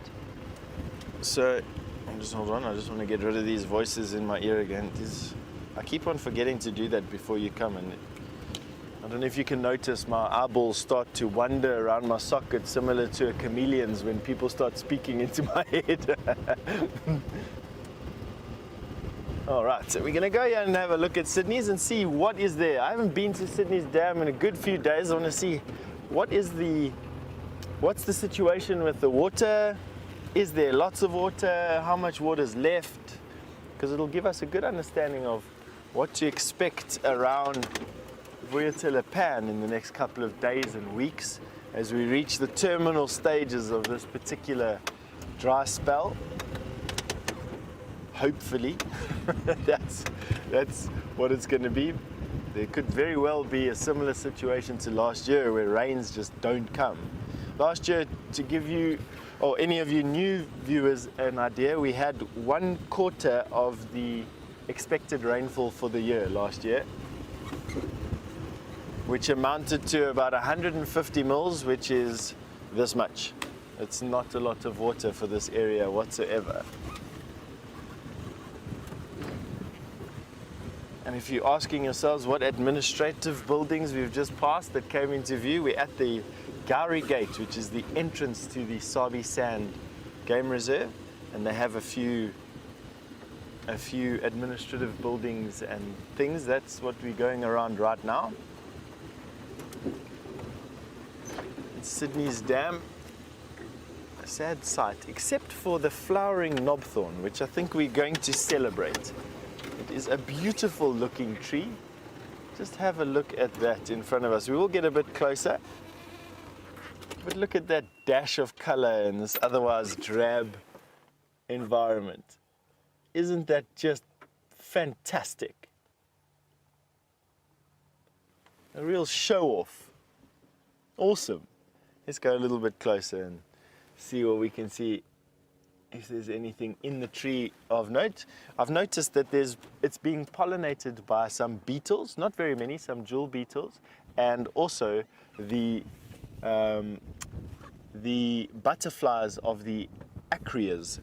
There's the Sabi Sands helicopter doing some game counts. So that is the transects. You can see there's a scientist, well, no, you won't be able to see there's a scientist in there, but there'll be some very brave man hanging out of the side of that helicopter with a clipboard shouting out counts to someone sitting next to him, and they will be recording what they see.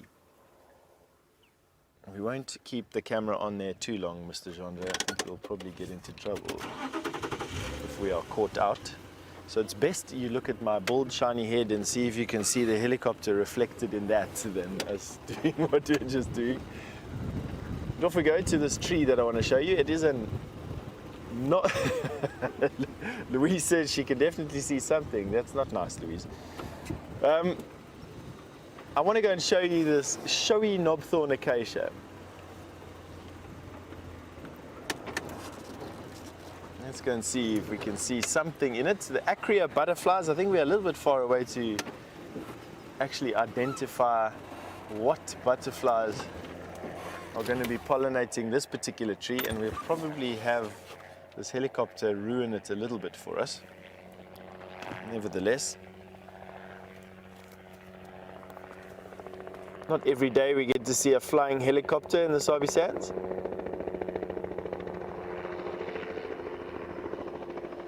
I can't see any butterfly movement in it. Not unusual though. Butterflies tend to really only get going once the day starts to warm up. So I have no doubt that this particular tree will start to have its host of butterflies and insect visitors and pollinators. You can see there, even in profile, you can't see too much flitting about over there. But as the day warms up, whatever butterflies are around at the moment, I would imagine would come for a sip of the nectar. Very few, let me rephrase that, excuse me. There is little nectar produced by a knobthorn flower and much pollen. And so generally the beetles, which are the pollen feeders, they're the ones that actually do the pollinating. They swim through pollen is a very nice description of a beetle swimming through the nectar, basically just shoveling these flowers into his mouth and gleaning the nectar off, and in so doing gets covered in nectar. Will then take flight and fly to a different tree, and as he's busy swimming through that flower, he's busy pollinating the next generation of knobthorns to replace all the ones that are eaten and knocked over by the elephant. Alright, so nothing else at Sydney's. Quite a lot of water actually still here, so that's a good thing.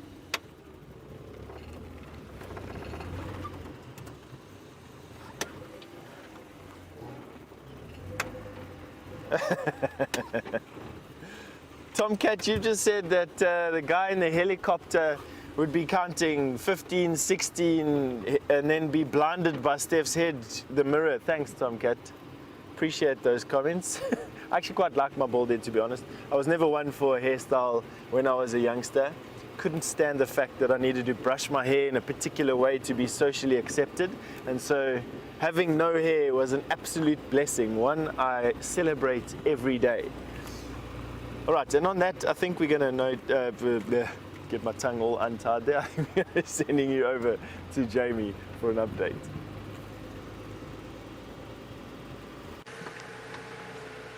No sign of the lovely Queen of Djuma in the Mulwati drainage, but all hope is not lost. She might be just around the next bend, you never know.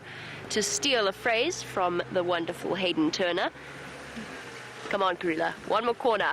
One more corner. Just be here, in the shade, with your gorgeous babies. Oh well, the scenery's pretty anyway. Right, just a quick update for those of you, there is a little bit of confusion about our time changes. For now, because we're busy sorting things out, there's lots and lots of stuff happening. There's the Mara, there's all kinds of exciting and wonderful things planned. As a result, we are not going to be changing times just yet. So we will keep you updated as to when we do, but for now, our times are staying exactly as they are at the present moment, which means 6 o'clock in the morning Central African time and 3 o'clock Central African time in the afternoon.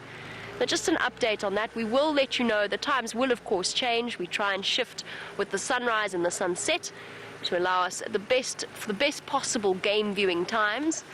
Come on, Karuna. So hoping she'd be tucked away in one of these secret little spots that we know and love.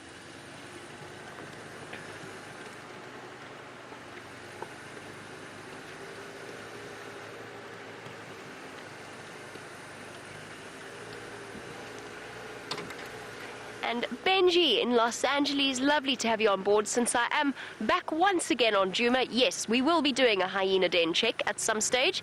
Of course, we couldn't turn away the prospect of lovely Nkuhumas and their cubs this morning, but I am planning a check in the hope against hope, because unfortunately all reports seem to indicate that our hyenas have not returned to Manileti, and I think the chances of them returning while the Nkuhumas are camping out in some of their favorite spots with brand new cubs, I think sort of slightly lessens the chances that they will be there. But I will check, I promise.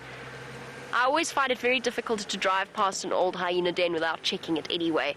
So yes, I promise over the next few days I will be doing a thorough and careful check of all of the different hyena den spots. Perhaps our lovely spotted friends have decided to return to us once again. I certainly miss them an incredible amount, and I know that lots of our viewers do too. We've had so many magical moments with our hyena cubs, only to have them up and leave on us. Deeply disappointing and slightly devastating. Well, we shall have to continue our search for the lovely Queen of Djuma this afternoon on the Sunset Safari, and if I know Herbert like I know Herbert, and I think I know Herbert quite well, he's going to be like a dog with a bone and refuse to not track her down, so I'm sure he will be helping us out as well this afternoon. Certainly nobody would ever begin to question Herbert's dedication in terms of finding our incredible animals. So that, I think, will be our plan for this afternoon's Sunset Safari.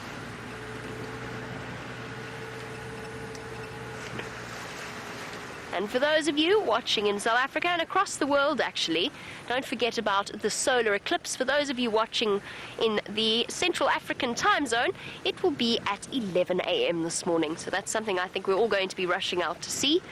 Of course, please don't look straight into the sun. That would be highly irresponsible and very silly of me not to give you that warning. You're going to hurt your eyes, possibly irreparably. So no staring straight into the sun, please. If you've got the suitable glasses, then use them. We'll probably drag our cameramen out with their cameras. I'm sure they'll be able to make a plan.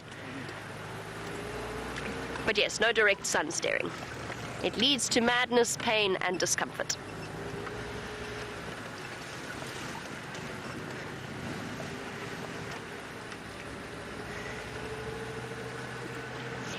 And thus we come to the end of another sunrise safari. It is so lovely to be back out here and just enjoying the incredible creatures, sights, sounds, and at some point smells when my sense of smell returns.